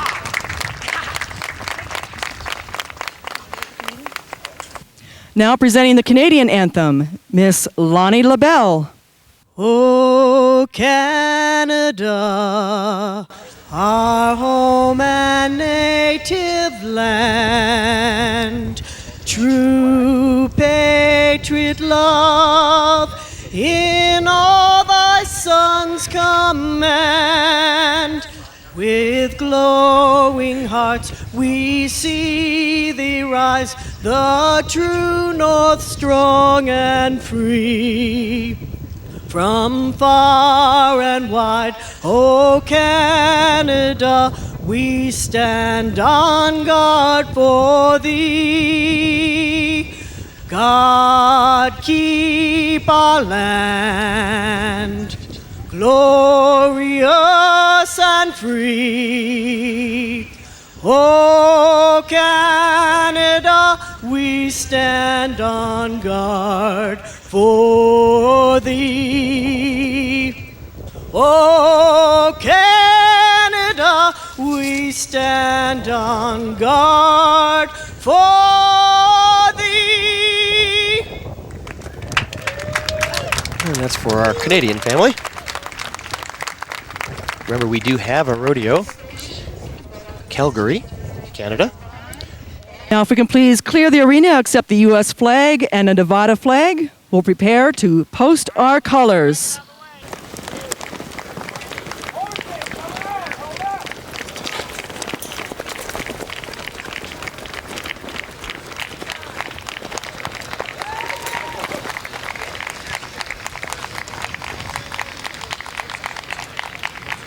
Now, ladies and gentlemen, as we post our colors, it's time to say, let's rodeo!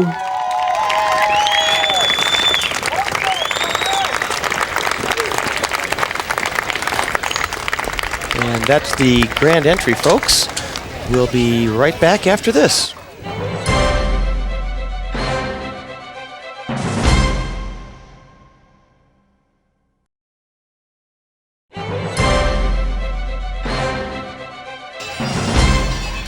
Welcome back, folks, to the Comstock Stampede here in Sparks, Nevada, 2005.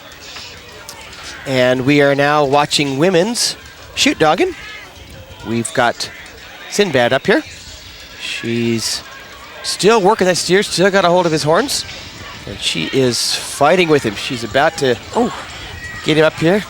One more try here, Sinbad. Oh, she's really working on this one. Get his nose up.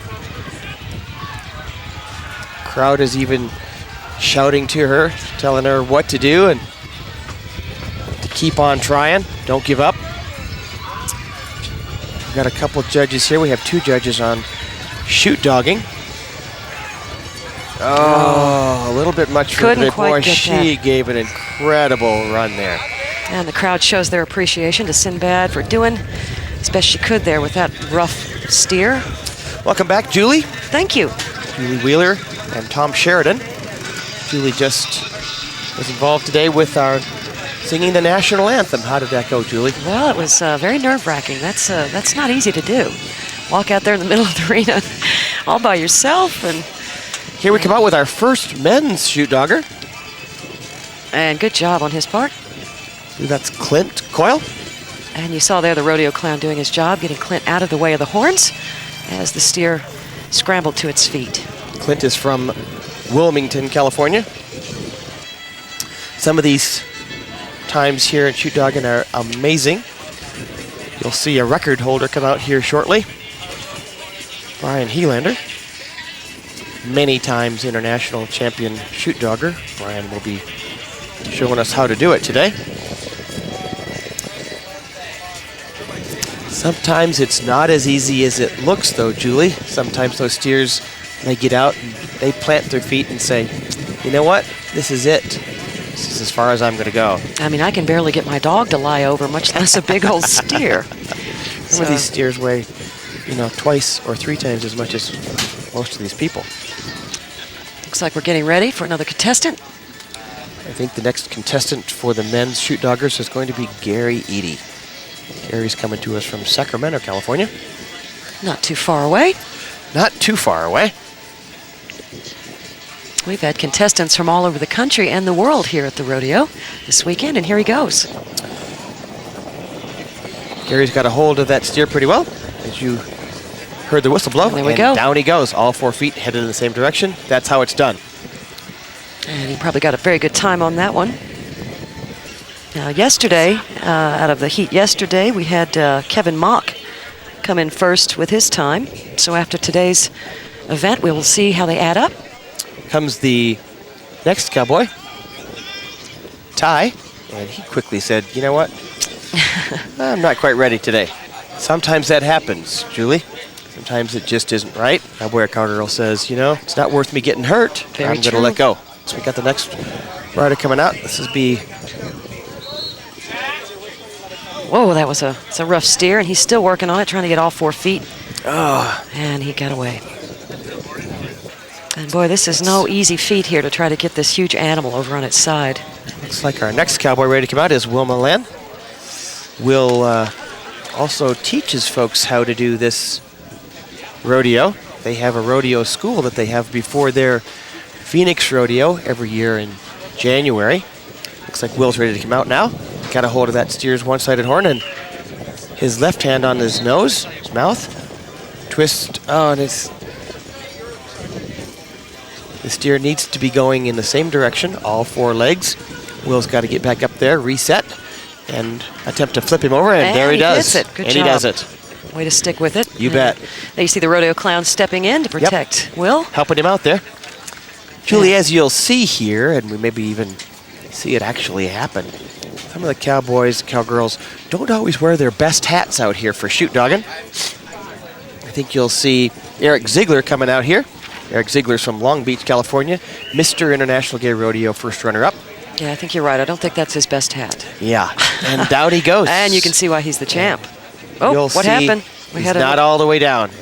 Oh, he didn't make it. Yep, Eric. I thought he had it there. Kind of lost him there. All 4 feet were not headed in the same direction. Boy, look at that hat. It's seen better days, you know? It's seen some little wear and tear there. I think it's been under the steers more than it's been on top of the steers. I think he actually lent it to a steer on one ride, didn't he? Let the steer wear it? Looks like it. It only takes about once or twice those steers just kind of falling on it. You can see the gentleman in the checkered shirt there standing next to one of the judges.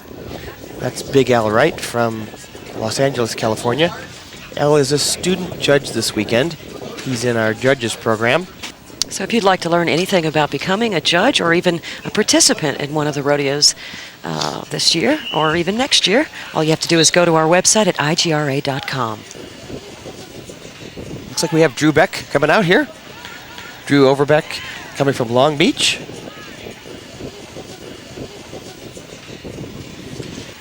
And he gets the applause from the crowd. Did Yes, a good he job did. there. Yes, he did. Drew was in sixth place yesterday. Drew was in sixth place with a 3.77. Well, that time will surely help him. You bet. We got Phil Lucier coming out next.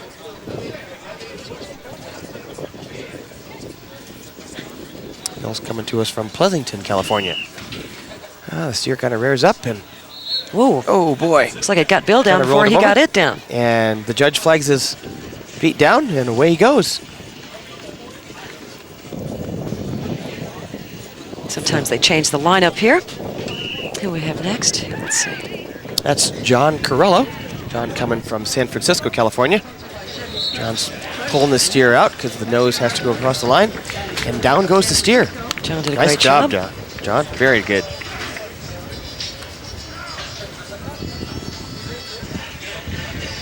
Quite a few shoot joggers in the men's lineup today. See the big sign behind the chutes there.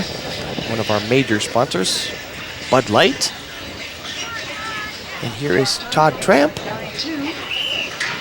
Todd was in 5th place yesterday with a 3.56. See how Todd There does he today. goes. Good job, There he Todd. does. Remember, it's the combination of the 2 days total.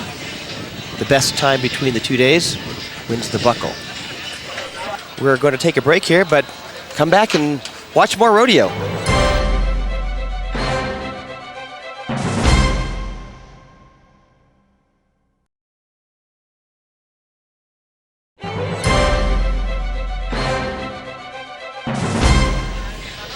And we're getting down to our next contestant here. Looks like this is going to be Robert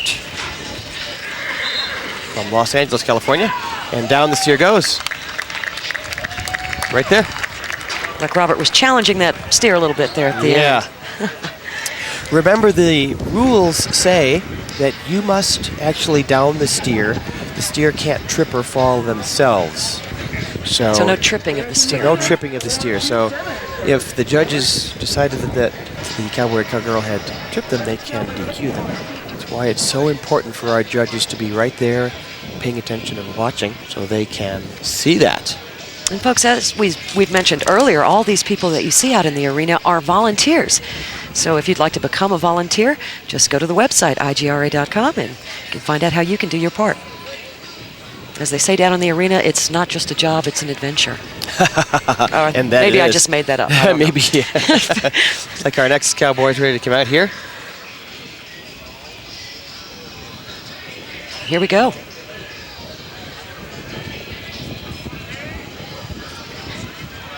I believe this is a local cowboy, Pete Dubé. Pete's having a tough time getting that steer to come out. And he's getting a lot of cow spittle on him, as I can see. He's going to have to use Gonna a have to handy pull wipe. him. Yep. A little handy wipe after There this. he goes. Oh, Boy. but he's not giving up. Nope. Still He got a is hold of him. not giving up. He's still got a hold of him.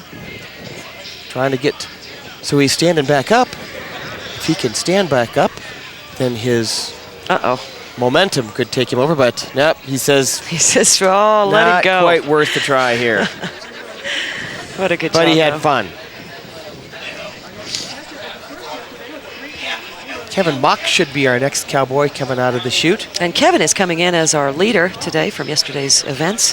He was at a 3.02, which is an amazing time for chute dogging. And here he goes. Let's watch the technique. Look at that. There he does it. Down he goes, boy. And the split at the end to finish off. Kevin has to have his own little twist in there. He's a crowd pleaser. Yeah, exactly. Well, barring any unforeseen would great say. rides, I think Kevin's going to come through this one with the buckle. That was incredible. Of course, any of the times that we have and show today aren't really official until we get to the end of the rodeo. And and our scorekeepers tally all those numbers up.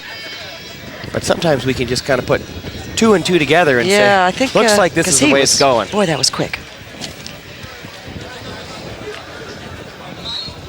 Wild Wild West comes out of the chute. Oh. Having a tough time here. Steer drags him along a little bit. No go for Wild Wild West here today.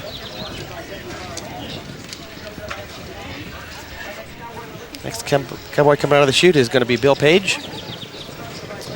Bill's coming to us from Long Beach, California. Across the line the steer goes. And there he goes. That was a nice run here for Bill Page today. Bill's a good, tough cowboy from Long Beach.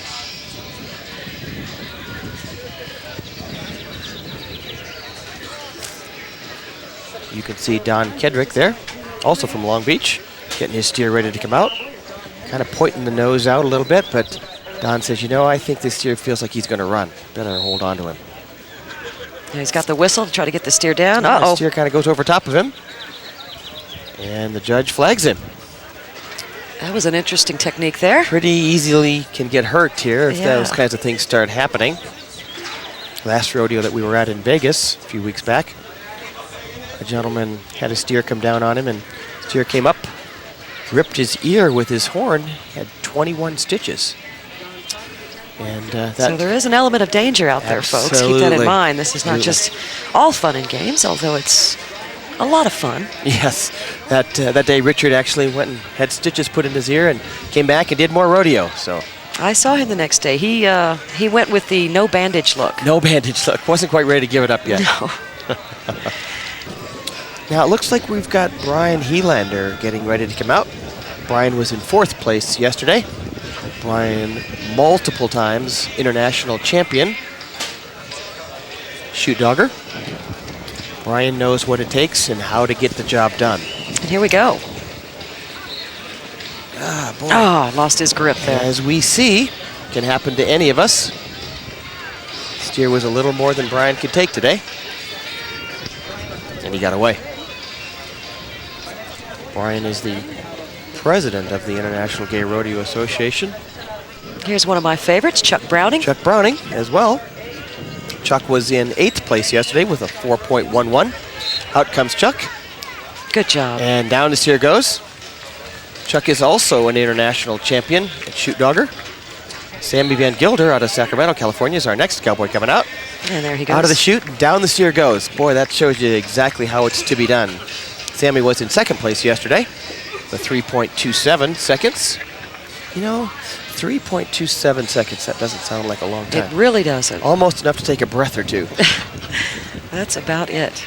Doug Graff, our rodeo cowboy, ready to come out of the next chute. The makeup definitely helps. Exactly. He's got a hold of him, but he's... Oh, I see a trip. not getting him the right way here, and it looks like he says, you know what? I kind of got the advantage here, Doug. I got to go. He said, Doug, you've been screaming at me all day. Exactly. In wildly colored clothing, so I'm not gonna go so easily. Julie, as you'll quickly see, our royalty members, Destiny B. Childs is going to be the next shoot dogger, and Destiny is part of the royalty team, but he also does shoot dogging. You gotta love a drag queen that shoot dogs. Exactly. Here he comes, and I'll tell you what, he shows him how it's done. Good job. Exactly. Very, very good. And yes. That was a good, very She's good proud job. of that, Doug. Absolutely. Good job. Way to go, Destiny. And Destiny gets congratulations from her friends in the back there. As she should. And that is all of the men's shoot dogging that we have for you here today, folks. We're going to take a break here, but come back and watch more rodeo.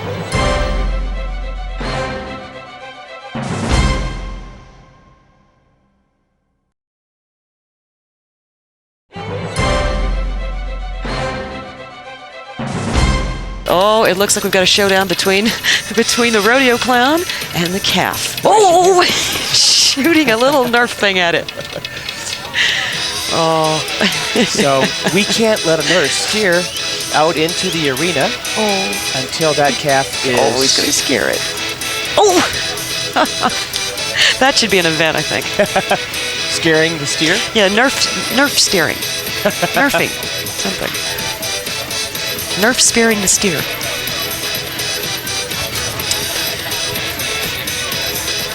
So they're still trying to get this little steer. Gonna have to rope it, I think. It's like we got one of the stock contractors that's going to come in and put a rope on him.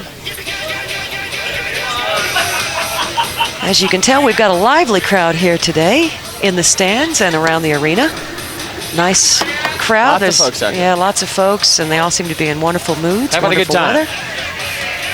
This is an incredible event for you all out there that are thinking about or have never been to a Well, they game finally rodeo. got the little calf roped here, but we're gonna have got a hard time here. It's wrapped up a little bit. We have a lot of fun, a lot of camaraderie. A lot of folks come out here to meet friends that they've met at other rodeos, and it's a good time. It really is a good time. It does feel like a family. You see everybody you've seen at the last rodeo and compare Meet notes. some new people. Yeah. Meet some new folks. And there's some of the shopping area. And there's my partner right there in the black hat. There she is. Isn't she beautiful? What are the hat booths? Yes, that's my partner. And what's the name of that hat booth? That is Aussie Gear. Aussie Gear. And we've got Been at other rodeos, I believe. Yes, we like to travel to the rodeos. It's a great crowd, great time. Now, what's going on now? Have we moved to a different contestant, or are we gonna? It looks like we're still working on the same steer, trying to get him calmed down or get him ready to cooperate. And now we've got the rodeo clown stepping up. Doug Graff, of course, the famous IGRA rodeo clown who everyone loves. He's definitely entertaining the crowd as we get this steer ready. And now we've got Michelle back in the chute. We're going to try this again here. See if we can do this. I believe that most of the chute coordinators will give the steer about 3 tries of going down before they decide that this steer isn't going to work. We're going to go to another steer. So she's got her arm up in the air here. Michelle Mitchell out of La Mirada, California is ready to come out of the chutes. And here we go. Gates Oh, open and we got a turner. He does, yeah. Oh, that was a quick dump, but I don't know how many people could have held on to that it's going to buck. But, of course, with that spin, and let's watch it again. Immediately starts to turn to, I believe it was to the left. Right yes. inside the chute, the steer spins. That's tough to come out of that. Yeah, when it's spinning towards the arm holding on to the grip. Very hard. Yeah. Very hard. Looks like we're getting ready for our last cowgirl, Ryan Cummings. It's like Ryan's steer was gone down again. All right. It's okay. She looks like she's got a seat and she's nodding, ready to go. Oh, yep, she there we gives go. him a little bit of a kick, but she's ready to get in.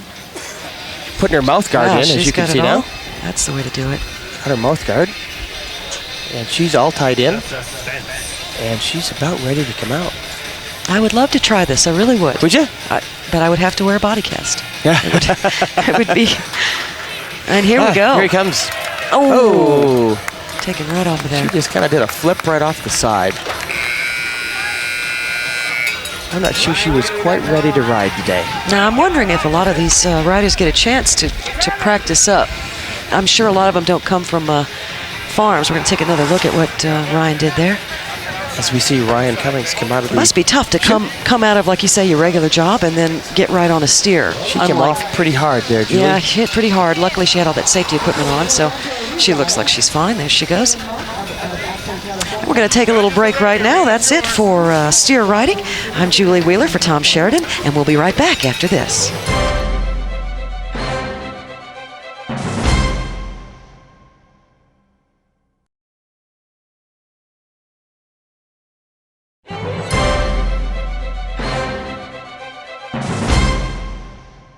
Welcome back, folks, to the Comstock Stampede 2005. I am Tom Sheridan, along with Julie Wheeler here, and we are now watching women's pole bending.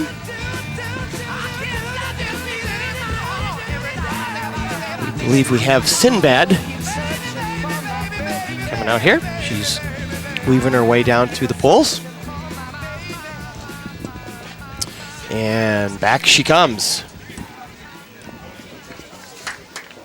A lot of the folks are cheering Sinbad on. Sinbad is a crowd favorite. It's a great thing. Kind of a beautiful sight of pole bending pattern there.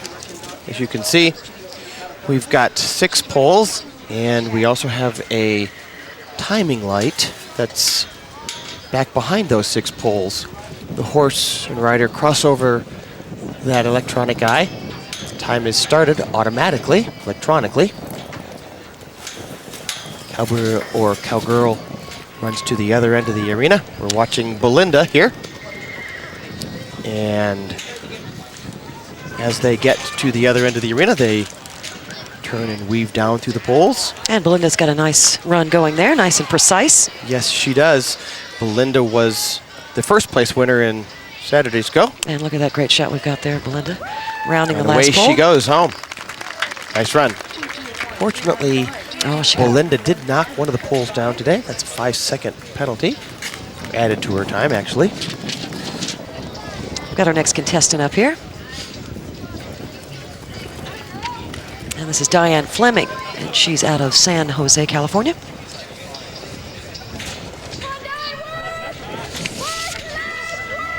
And she's getting encouragement from the crowd there, as you can hear in the background. She's got a nice run. Oh, knocked one pole over there. As you notice, ladies and gentlemen, we have a camera that is placed on the end pole, base of that pole. So we're getting some interesting shots, as you'll see, as they round that end corner, heading it on back home. Sure if we can get a picture of that.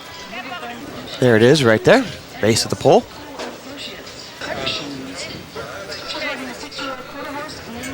Each and every time that a rider runs through it, especially if they knock over a pole, have to have somebody come out and replace that pole, make sure that it's exactly where it should be.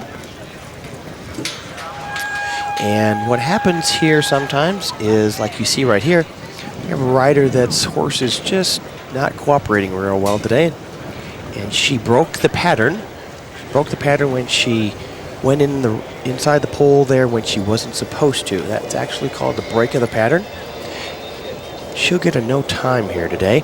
But what you'll also notice is that a lot of times cowboys and cowgirls will, even though they're not going to get a time, they will run their horses through the pattern, letting them know that this is the actual pattern they want them to do always when they're out here, making sure that they realize they can't just get away with it and be done with it just because they broke the pattern. So, and she gets some encouragement as well. That, of course, was Ride Cummings out of Yuba City. And our next contestant. I don't know. It looks like Bryn Gerdes, I believe she hurt her knee a little earlier. I saw Bryn earlier, and she was really upset. One of her horses is very sick. So all of our thoughts and prayers go out to Bryn and her horse. And there goes Bryn. I believe this is a new horse for Bryn, called Red. And away she goes. To the cheers of the crowd. Great. Nice job. Bryn was in second place yesterday with her new horse, with a 23.39 yesterday in second place. And now we'll bring up Christy Cotton.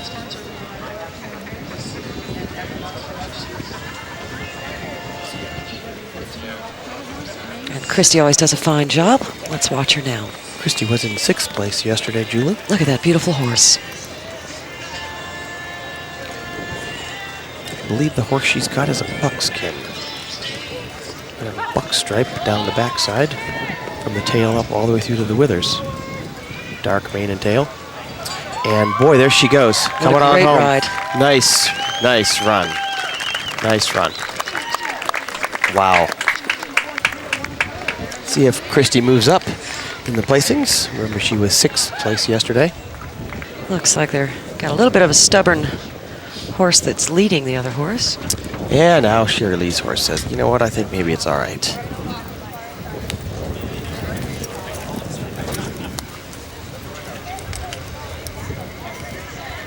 Yeah, normally once she gets inside, she's all set. Here we go. And off she goes. And you can see she's got that knee brace on. Exactly. In Vegas, Sherry Lee blew her knee out when she was doing one of the events. And you'll see she's got a pretty hefty brace on it, keeping it in place now. There you go, good run. Nice run, yep. Hold on there, Sherry. Nice run. Well done. And our next cowgirl is the cowgirl from Utah. It's one of the crowd favorites, and here she goes. Off she goes. Around the first pole. A little bit of a hard time with that horse. He's got a mind of his own. But she's doing a great job controlling him. Weave it up and down through the poles and bringing it on home. And she gets some applause from the crowd as she brings it home. One thing to notice here, Julie, that everybody has a cowboy hat on in the arena. They are required by our bylaws to have a cowboy hat on if you're in the arena with a long sleeve shirt. That is for their protection. And all the cowboys and cowgirls will have some way of securing their hat onto their head. If that hat was to come off, it is a $5 fee to the hat fund. Want to make sure that they've got that some protection on their head. In comes Karen Beavers. Karen's coming to us from Morgan Hill, California. And she is really getting down to it here.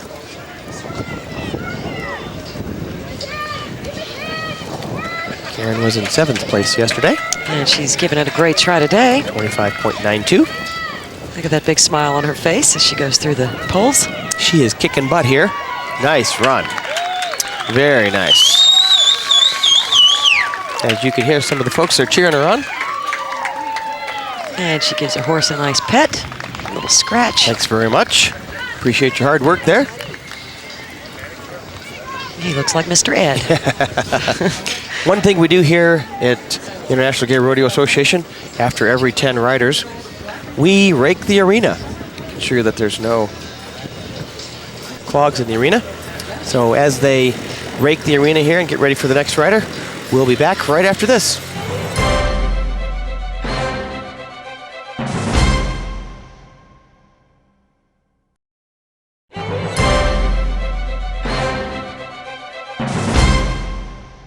And we're back with women's pole bending here at the 2005 Comstock Stampede. We've got our next contestant on the arena floor there doing her best to get around those poles without knocking them down. As you see, she's got one knocked down. That's a 5-second penalty. As she scoots it on home. That was Christy Lee Efert from San Francisco, California. She's on a beautiful horse there. As I like to call that horse, the Phantom of the Opera. Mask and all. Yes.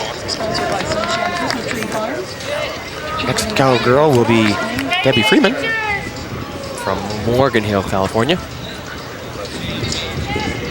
Debbie makes her way to the arena here. See her there getting psyched up and ready for the run. Debbie was in 8th place yesterday, 2:08.80. Let's see if she can better that time today. And the time does not start until she crosses that electronic eye.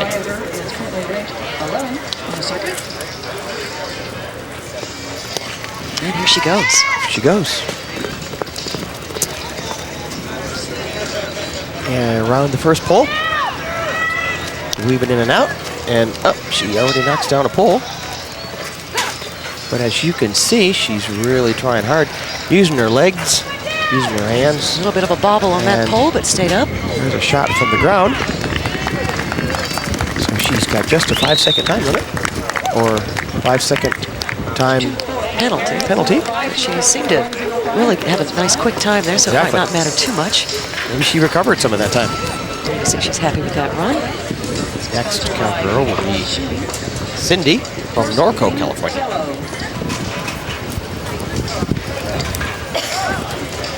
And off Cindy goes. I think we maybe mentioned this before, but this looks like it might be a young horse that Cindy's working to get going on these. Doing a nice job with it, though.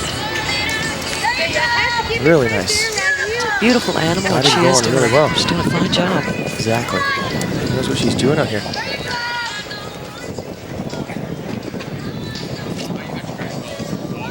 So she is off to the home here. Great. Nice run. Did a great job there. Cindy coming to us from Norco, California. Last women pole bender, which will be Renee.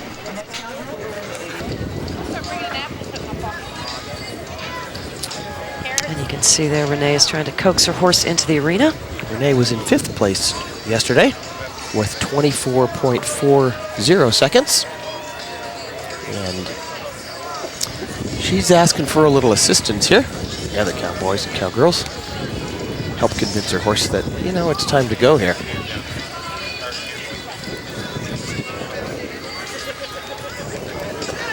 So Renee has chosen to actually get off of him. And I think yesterday, she's going to try and trick him and say, hey, you know what, let's let somebody else lead him. Maybe he won't think I'm going to ride him if somebody else is leading him. Maybe we're going to trick him a little bit. Just a little bit. Yeah. I think it maybe worked. So he's in the arena now. And Yes. Up goes Renee. Wind is starting to blow out here a little bit. But nothing like it was in Vegas. That's true. We've had a lot of windy weather for our rodeos, but it's like Renee's got her sunglasses up on top of her hat there. Let's see if they stay. Okay, let's make a little side bet. What do you think? What do you think? If they fall off, does she have to pay $5? I'm not sure if there's a sunglass rule or not. We may have to add that into our bylaws. Well, look at that. They're staying on pretty well. And boy, that camera shot's a great shot. She rounds the first pole. Coming down through. Doing a great job. Bending back and forth. Remember, this is all Boy, about look at that turn. Turned on a dime synergy there. and how she uses her legs and her shoulders. Nice Look at run that. by Renee. Sunglasses didn't even come off. Very nice run. I guess I lose the bet. Yeah. Remember, Renee was in 5th place yesterday. That time helped her out a lot. She may have bettered that time. Nice run by Renee. And it's a little bit of a skittish horse, but once it gets into the ring, it does its job quite well. Exactly. So that pretty much wraps it up for women's pole bending. We've got men's pole bending coming up, so stick around. We'll be back with more rodeo action.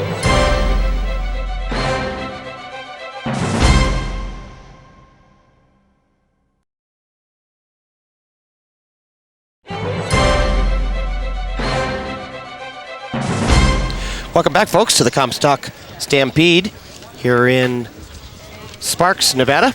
We're watching men's pole bending. First pole bender that we have is Clark Monk.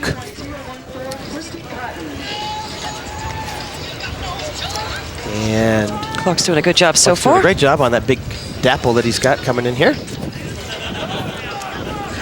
As he weaves down through the poles.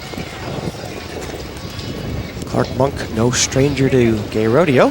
Been out on the circuit for many, many years. And he shows that with his performance there. Exactly.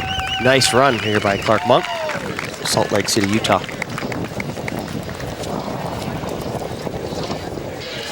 Next cowboy on the circuit here in men's pole bending is Drew Overbeck. Drew's coming to us from Long Beach, California.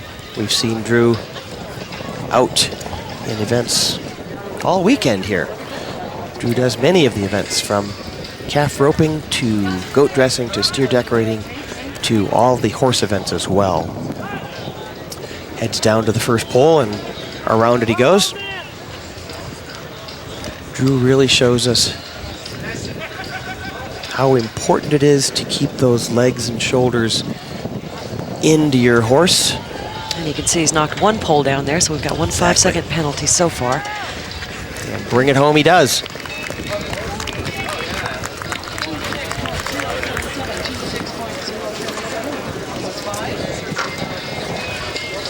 Next rider in pole bending here is Destiny B. Childs. Destiny, as we've heard in other events, is our Miss IGRA first runner-up. Destiny decided that, you know what, she can not only do royalty, but she can do horse events and rode steers and shoot dogged and roped. And do it all in drag. And that's what I love about Destiny. Look at, she looks beautiful up on that horse. Destiny says, okay, I think it's time to go. Crosses over the electronic eye. Now Destiny's going down the other side of the poles.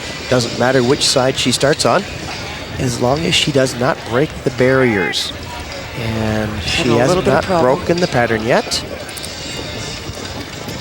She keeps weaving down through there. If she were to go past a pole like that, right there, she's now broken the pattern. But I guarantee you, you'll see Destiny get up there and bring that horse through the pattern. She's doing a good job, letting herself know and the horse know that when we start, we've got to finish.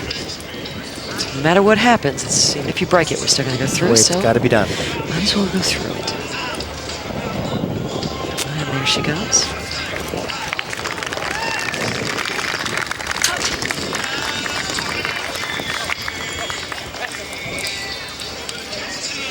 The next cowboy is Travis Nowers. Travis comes to us from Salt Lake City, Utah.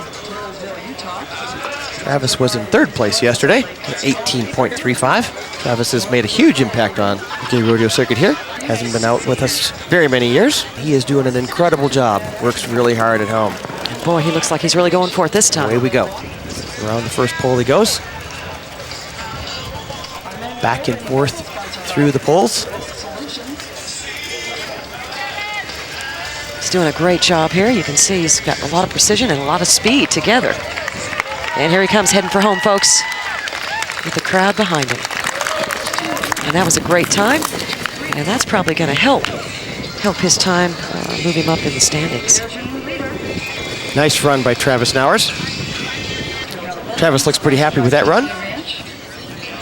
And who can blame him? That was a nice, fast, and very much a run with precision. He didn't knock anything over. And we've got our next rider here, Todd Tramp. Remember, Todd comes to us from Lancaster, California. Todd was in second place yesterday with a nice run of 18.10. There he goes. Todd's one of the finest cowboys out here. Does a great job every time he's on the arena floor. And on Jewel, I believe is the name of his horse. Did a good job, kept that pole up. Running through the poles really smoothly here. Keeping his legs and his knees in. And let's watch him as he races. Back he comes. Nice job, Todd. Very nice. And it could move him up. It's going to be up in the air. It's a horse race. It is a horse race as who's going to win the pole bending competition in the men's category. And our next contestant is up. And this is Jim Anderson out of Nevada. Jim is proudly displaying his American flag. His American flag Proud to be an American. You know, I kind of liked it when that craze came out, when everything was made from the American flag. I preferred the American flag Speedos. Okay. So those were my favorites. And you see he's having a little bit of a hard time with this paint. Coaxing him back through the poles. But he makes it. And here he comes, heading for home. Off to the finish line he comes.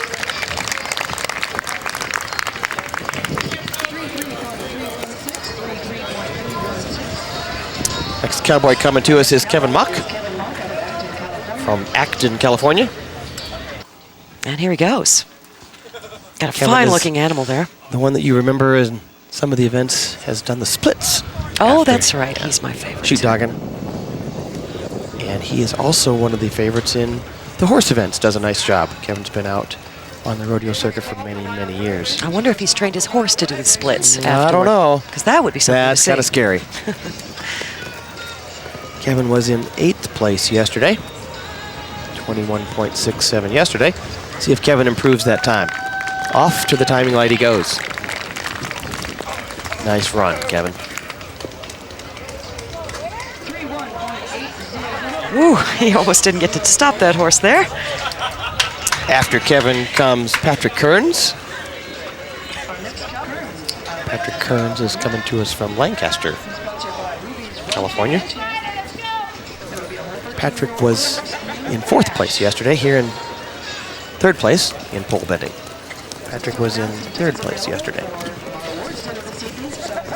Got a great run started so far. Got a lot of speed on this run. Let's see if we can keep the precision with it.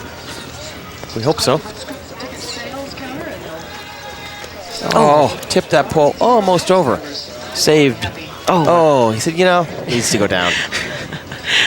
Looks like the horse said, you know what, I meant to do something with this earlier. Exactly. But he still brings him on home. Nice run, despite the 5-second penalty there. And our next contestant up is Wilma Land out of Arizona. Wilma was in 4th place yesterday.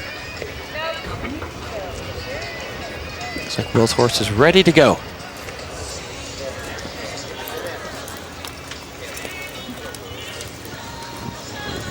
Gotta calm it down just a little bit before he starts his run here. And here he goes. Off he goes.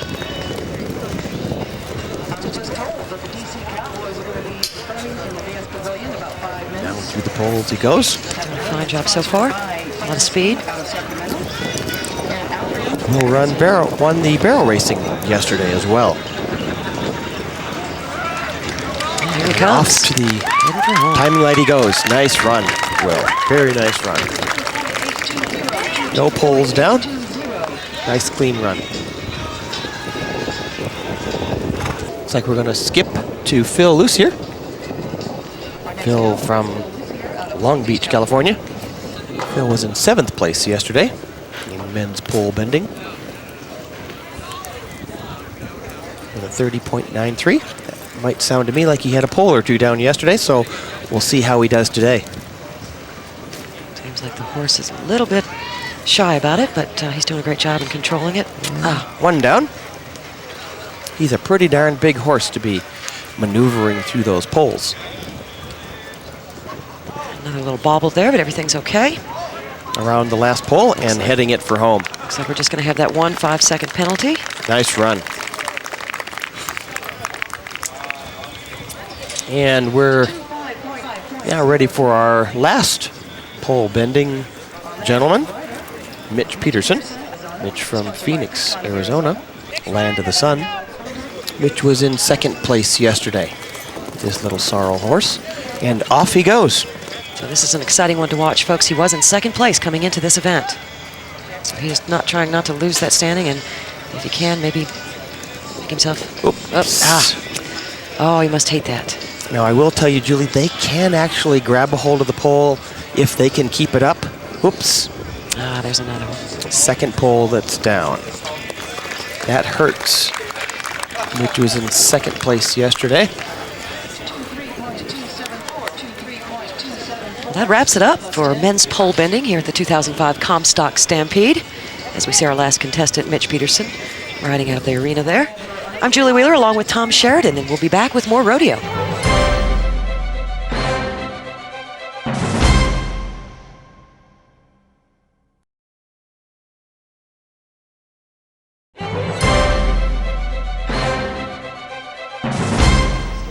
And we're back, folks, with the 2005 Comstock Stampede here in Sparks, Nevada, just a little ways away from Reno. I'm Julie Wheeler along with Tom Sheridan, and we're just getting ready for one of our most favorite events, the goat dressing. Welcome back, folks.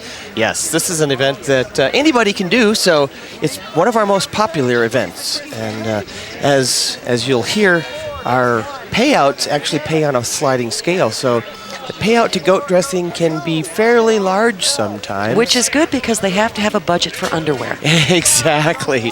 Now, some of you might not be familiar with this event and rodeo, and what they're trying to do is put a pair of tighty-whities onto a goat. The quickest. A team, and it can be men and men, or men and women, or women and women, it doesn't matter. Take a set of underwear down to a tethered goat. One person of the team picks up the hind legs. The other person sets the underwear over the hocks. It's hard not to laugh when you see somebody looking so serious holding a piece of underwear like that. And the other person pulls the underwear up over the goat. Boy, she's serious. As you'll see here shortly. Here they go. We got first two teams. Renee and Christy run down. Christy picks up the goats. We're going to have a leg race here. Away they go. And the guys come across first. Got a good showing by both teams. Now, both members of the team have to be back across the finish line before time is up. Again, this is a timed event. This is Destiny B. Childs. She's got kind of the yarn effect there with the underwear. We see the thumb in the crotch. I like that. That's going to help her in order to get it over that tail. Some of the people have many, many techniques that they use that they think gives them the edge. Some of them don't like to share their techniques. So, and here she goes. Jim Anderson, Ed Morgan. On the other side. Todd and Destiny. Having a little bit of a hard time. We're having technical problems on both sides here. Yank those underwear up, and off they go to the finish line. Underwear is supposed to go on the goat. Destiny not on Destiny. The underwear put on her head. And the crowd loves it. Yeah, exactly.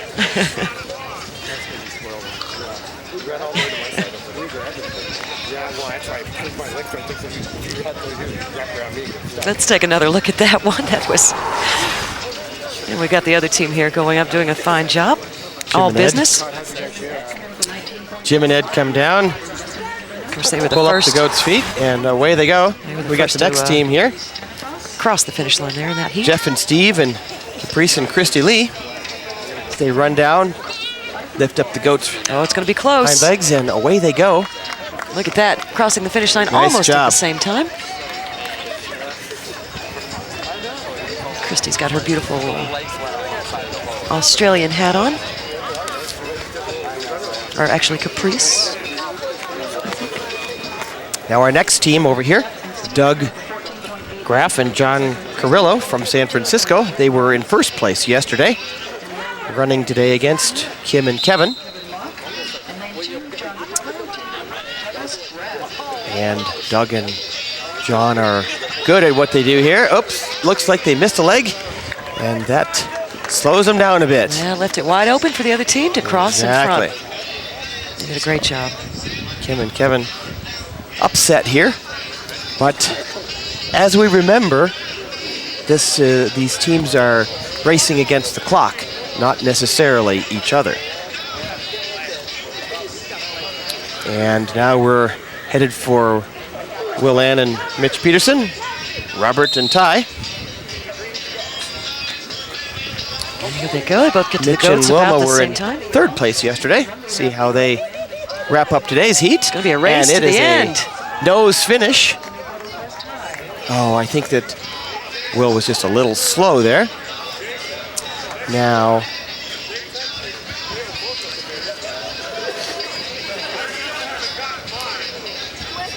The thing I love about this event, everyone has such a good time. It's a great way to get down there and kind of wind down from the more serious competitions. You bet. And really get in there and have a good time and do your Have best, fun. but have a great time. Anything can happen here.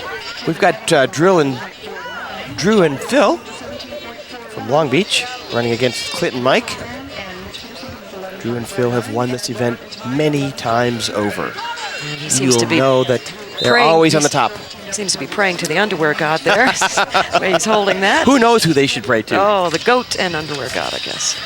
And there we go. On goes the underwear and running back. Boy, that was a quick run for Phil Looked and up Drew. and they were already done. And now we're ready for Wayne and Merrill and Chuck Browning and Brian Helander. Chuck and Brian have won this at the International Finals Rodeo. This is going to be a heat to watch right here. They have been international champion goat dressers.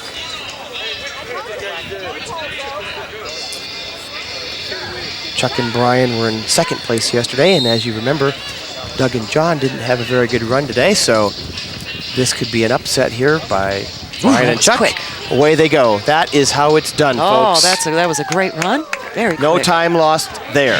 Can't seem to stop there at the end, but I would say that's the buckle winners there for you folks. Of course, we don't know that. let's take another look at that one. This is definitely how it's done, folks. Chuck Browning, Brian Helander. As you recall, Brian is international champion. Boy, on goes the goat's underwear, and back goes the boys. Maybe they should think of cutting a little hole out for the tail. We've Maybe just got one final team left here. John and Scott. Here they go. And they run down, put the underwear on the goats. Oh, and the goat wants to go with them. As you can see, the underwear did not stay on the goat. Oh, that's a In order shame. for a time, the underwear must stay up over the goat's backside. So that pretty much wraps up goat dressing, and we hope you enjoyed it as much as we did. We'll be back with more rodeo after this.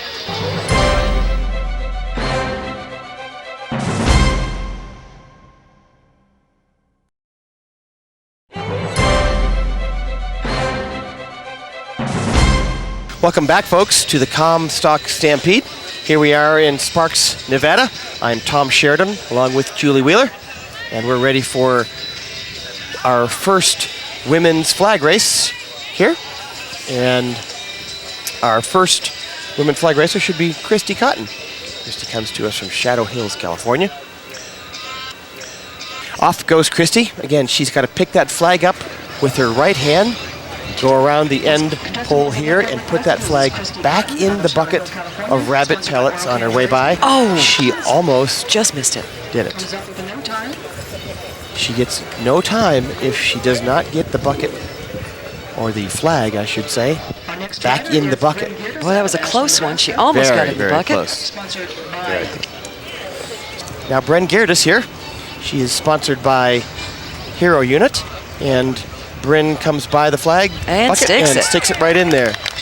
Bryn Gerdes was third place yesterday with a 9.84 time. So Bryn hopes to move up in that standing. And as you can see, a lot of our contestants are a little banged up. They've got braces on their knees. This rodeo circuit is not just fun and games. No, we do get hurt. It is a serious thing here. So we've got Very a lot of serious. safety equipment and, of course, the EMS standing by. Next rider here is looking to come into the arena is Kathy Bianchi. Luckily, we haven't heard any injuries, underwear-related injuries for the goats. They're fine. No major injuries. No at least. major injuries. A little rope burn, but other than that. Kathy Bianchi was in first place yesterday in flags. Another right-hander here.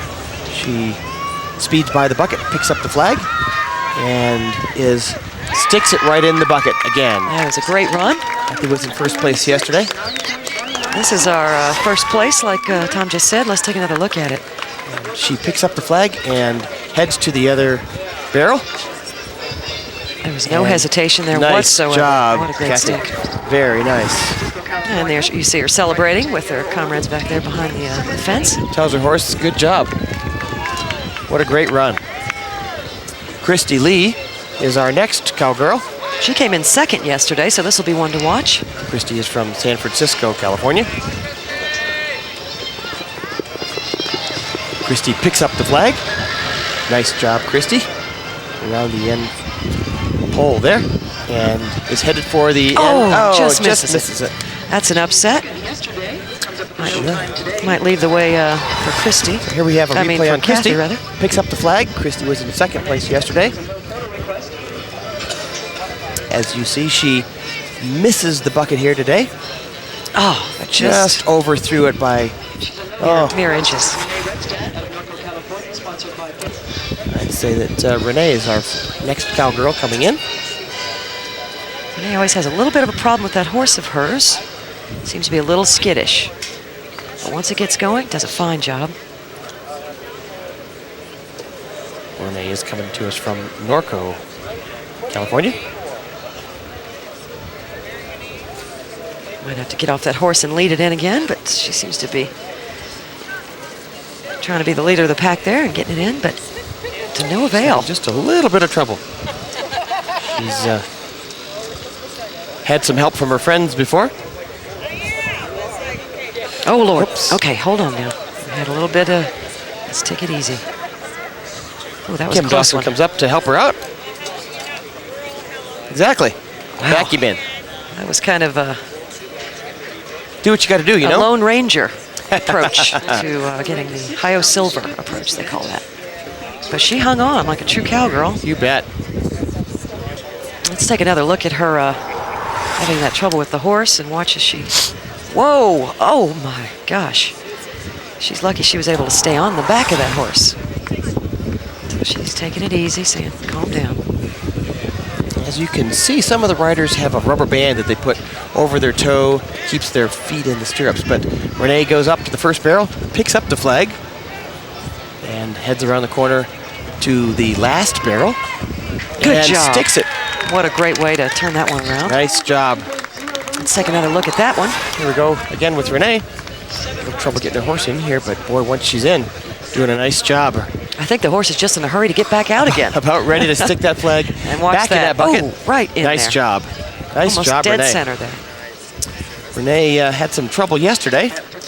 Didn't actually make the placing, so she missed the bucket yesterday. But she's sure in good standings today. I'd say she'd be the top 5 today. We're now waiting for Diane Fleming, our next cowgirl. Well, there's a little dance, almost looks like. Crosses there. the timing Look light, at her go. as she just does, and off she goes. Picks up the first flag. She's got a great run going here. Around that pole, and off she goes. Oh, just and misses the barrel. Darn. Close. Let's take one more look at that and see what happened there at the end. Look at Diane's run here again. She picks up the flag really well, but misses the barrel on the backside. Let's see if we can. Not quite close enough. enough. Oh, that was so close. Really close. Close only counts in horseshoes? And hand grenades. Yeah, something like that. That's what they say.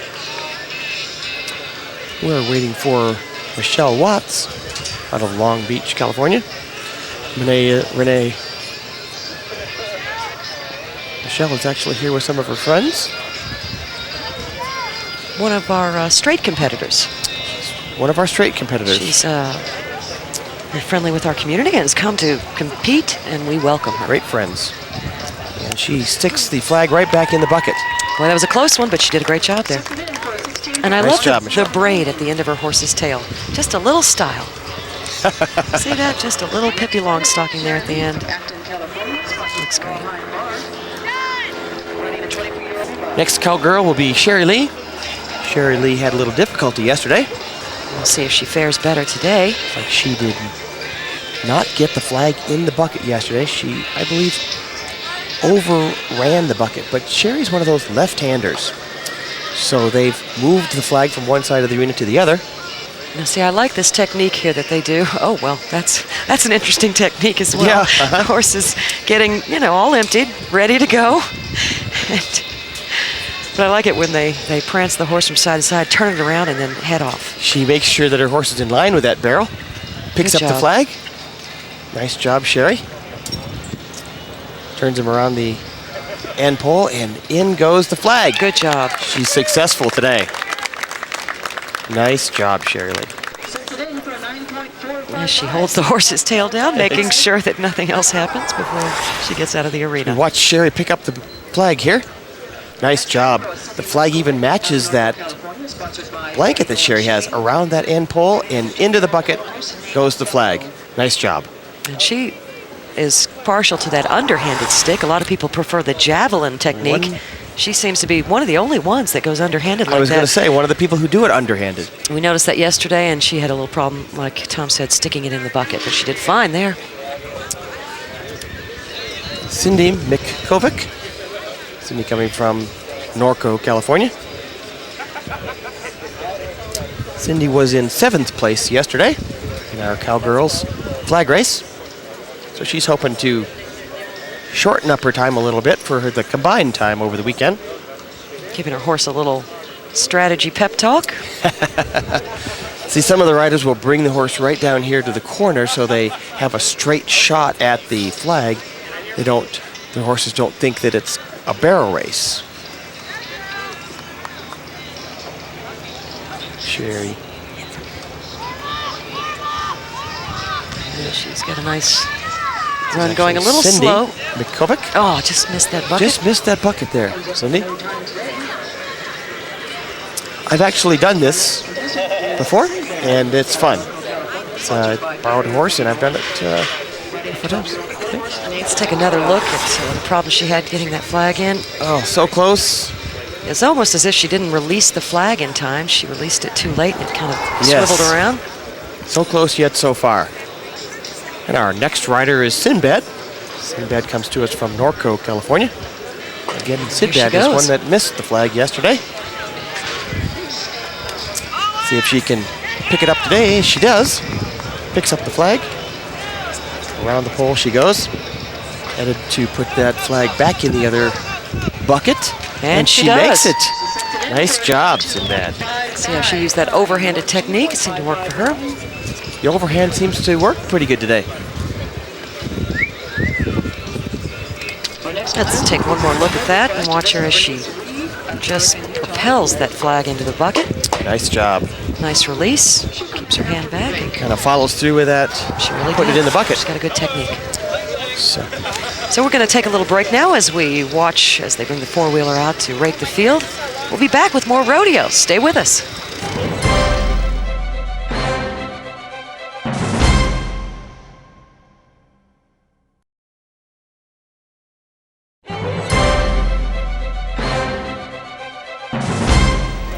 Welcome back to the 2005 Comstock Stampede. We're back again in the women's flag racing category, and we see the cowgirl from Utah. She's always a crowd favorite, and she's going to see if she can stick this flag here. Good job. She comes off the arena. that's Bernice, and she was in 4th place yesterday. Bernice, take one more look at that. Picks up the flag here. And heads for the other side, where she sticks it in the bucket. Nice job. Here comes Ryan.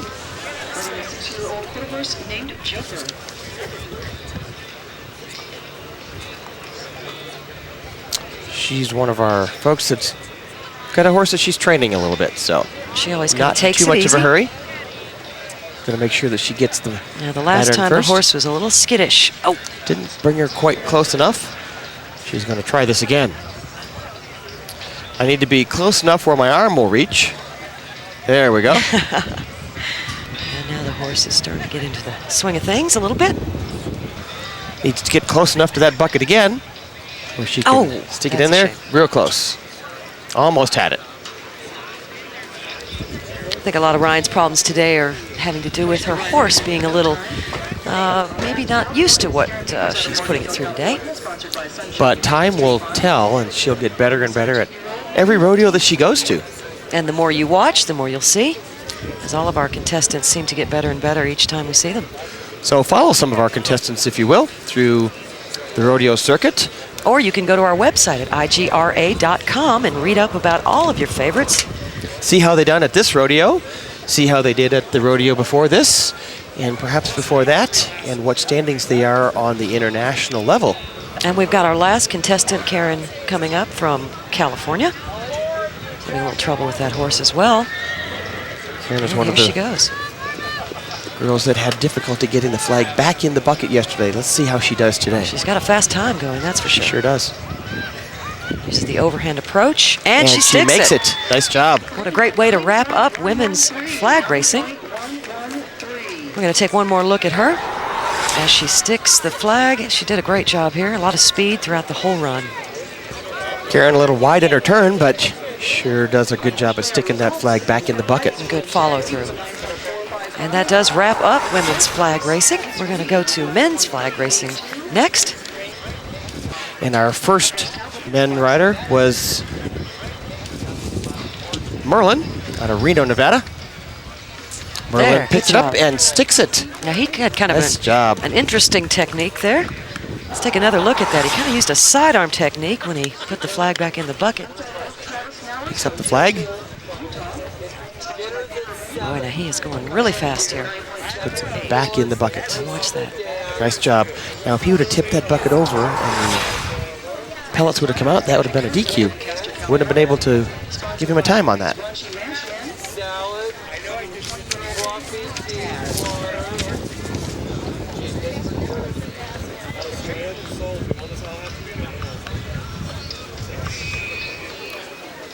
And our next competitor is Patrick Kearns here. Patrick is about ready to run men's flag race. As and he picks here he up. comes. He's doing a great job so far. He's got a beautiful horse, Tom. I've never seen this horse, I don't think. And good job. Sticks it at the end. Great way to pick it up and stick it as well. And this is Patrick Kearns picking up the flag. Around the pole he goes, headed to the bucket, and he sticks it. Nice job, Patrick.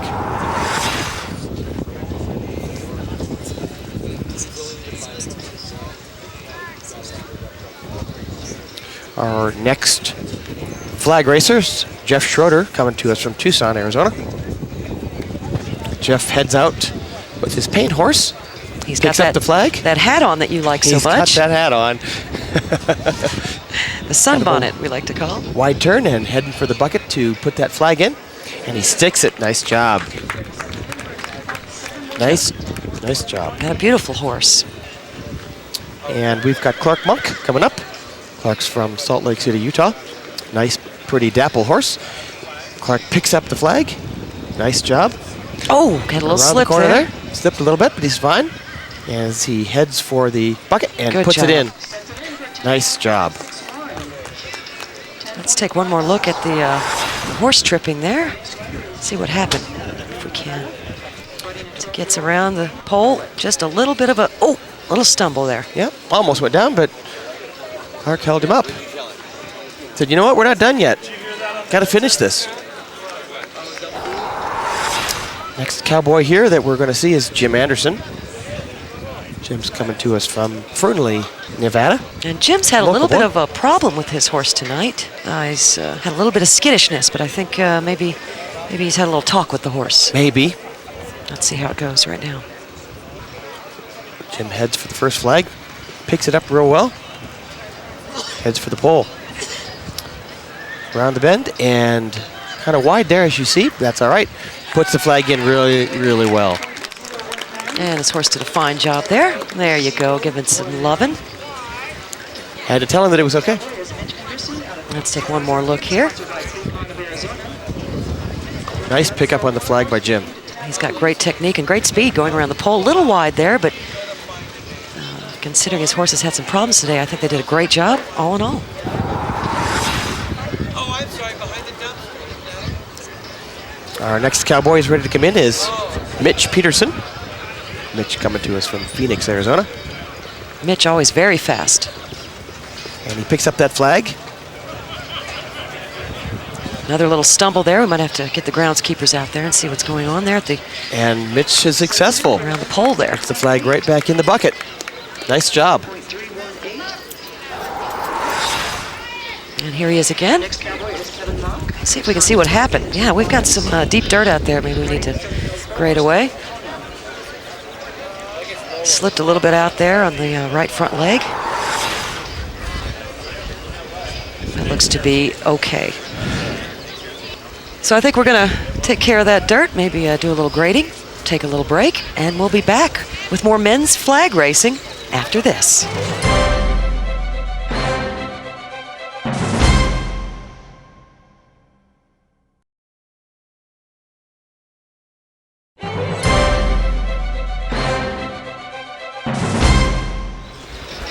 Welcome back, folks, to the 2005 Comstock Stampede.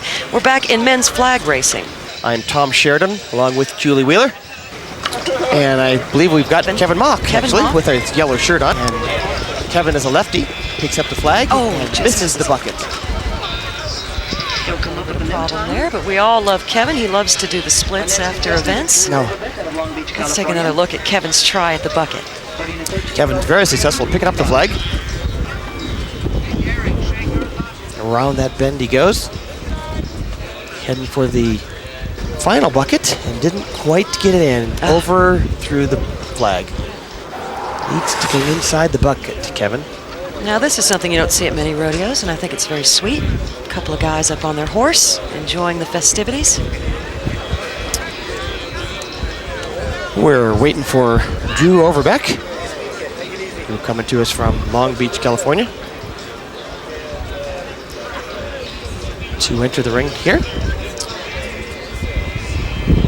Now they had to move the flag back because Drew's a right-hander, so they'll put the flag on this side so he can pick it up easily. He wants to make sure that his horse is in just the right position before he turns him and heads him towards that bucket. Off he goes. He's going to go with the underhanded technique. We've seen that successful sometimes today. Oh! And that was exciting, but didn't quite make it in. Really close. And he shows his... Darn it. How close can you be without hitting the bucket? Let's take another look and see what went wrong there. We did a good job on getting the flag. Great job. Will has to change hands. There he goes. Maybe the fact that he is left-handed and having to use his right hand there might be a factor. Valiant effort, nonetheless. The next rider in the arena is Will Land, coming from Mayer, Arizona. Will is a champion flag racer here. Boy, that's a fast horse. He's done this very, very successfully. And in the bucket it goes. Good job. Nice job. That was a nice run there by Will Land. Let's take one more look at it and see. This is how it's done, folks. Nice run by Will Land. Our next cowboy is Phil Lucier out of Long Beach, California. Right down along the outside and into the bucket it goes. This is the overhand approach Definitely there, how as it you can goes, see. folks. Perfect run by Will. So if you're out there and you want to join us in the rodeo, all you have to do is watch us. Go to our website at igra.com. Find out all the information you need to. And you can be, just like Will, doing that out there, flag racing. We're waiting for our next rider to come in to the flag race. It'll be Phil Lucier. Phil's coming to us from Long Beach, California. Will's horse looks like he's about ready to go here. Phil's going to move him over just a little bit. He can do anything he wants before he crosses that timing light. He doesn't want to do that. Going to settle him just a little bit now. Make sure that he's in control. Now he's heading in the right direction. Going to just... Whoa. Horse is showing a little bit of spiritedness there. Maybe I want to go out. Phil says, no, we're not done yet. Almost looks as if the horse is moonwalking. That's exciting. Must have been watching the trial today before he came. Phil's trying to bring him down this side of the arena a little closer so he gets a straight run onto the belt, or onto the bucket here. Straight run right down so he can pick that flag up with his hand. And here we go. Here he goes. Nice job. Seems like all the problems today are with sticking the flag. Let's see how Phil does. Good job. Ah, and he gets it right in there. So taking the extra time was worth it for him. As we see Phil grab the flag here out of the first bucket, collect his hands a little bit, run around the corner, and head to that last bucket where he sticks it right in. Nice job. And there we see Phil relaxing after a successful run. And our last flag racer here in the men's flag racing is Todd Tramp, Lancaster, California. Todd says, let's go. He's ready to go, picks up the first flag. Oh, he almost had a little slide out there. And ready to put it back in there. Oh, just missed it. Just so close. And so that is close. a shame. Let's take another look at that horse slip there. We've had some problems with this.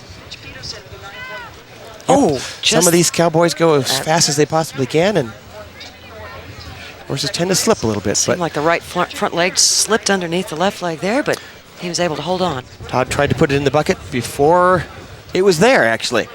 We'll be right back, folks, to give the Comstock Stampede Rodeo wrap-up. And we'll be right back.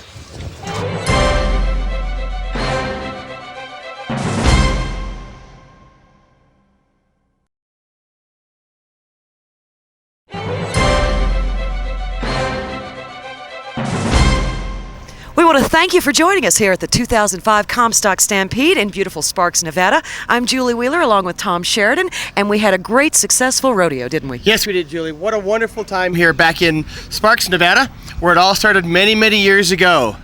And we'll be in Oklahoma City next, so be sure to join us. Yes, come back and see us in Oklahoma City. And we hope you enjoyed the rodeo. Bye for now from Reno.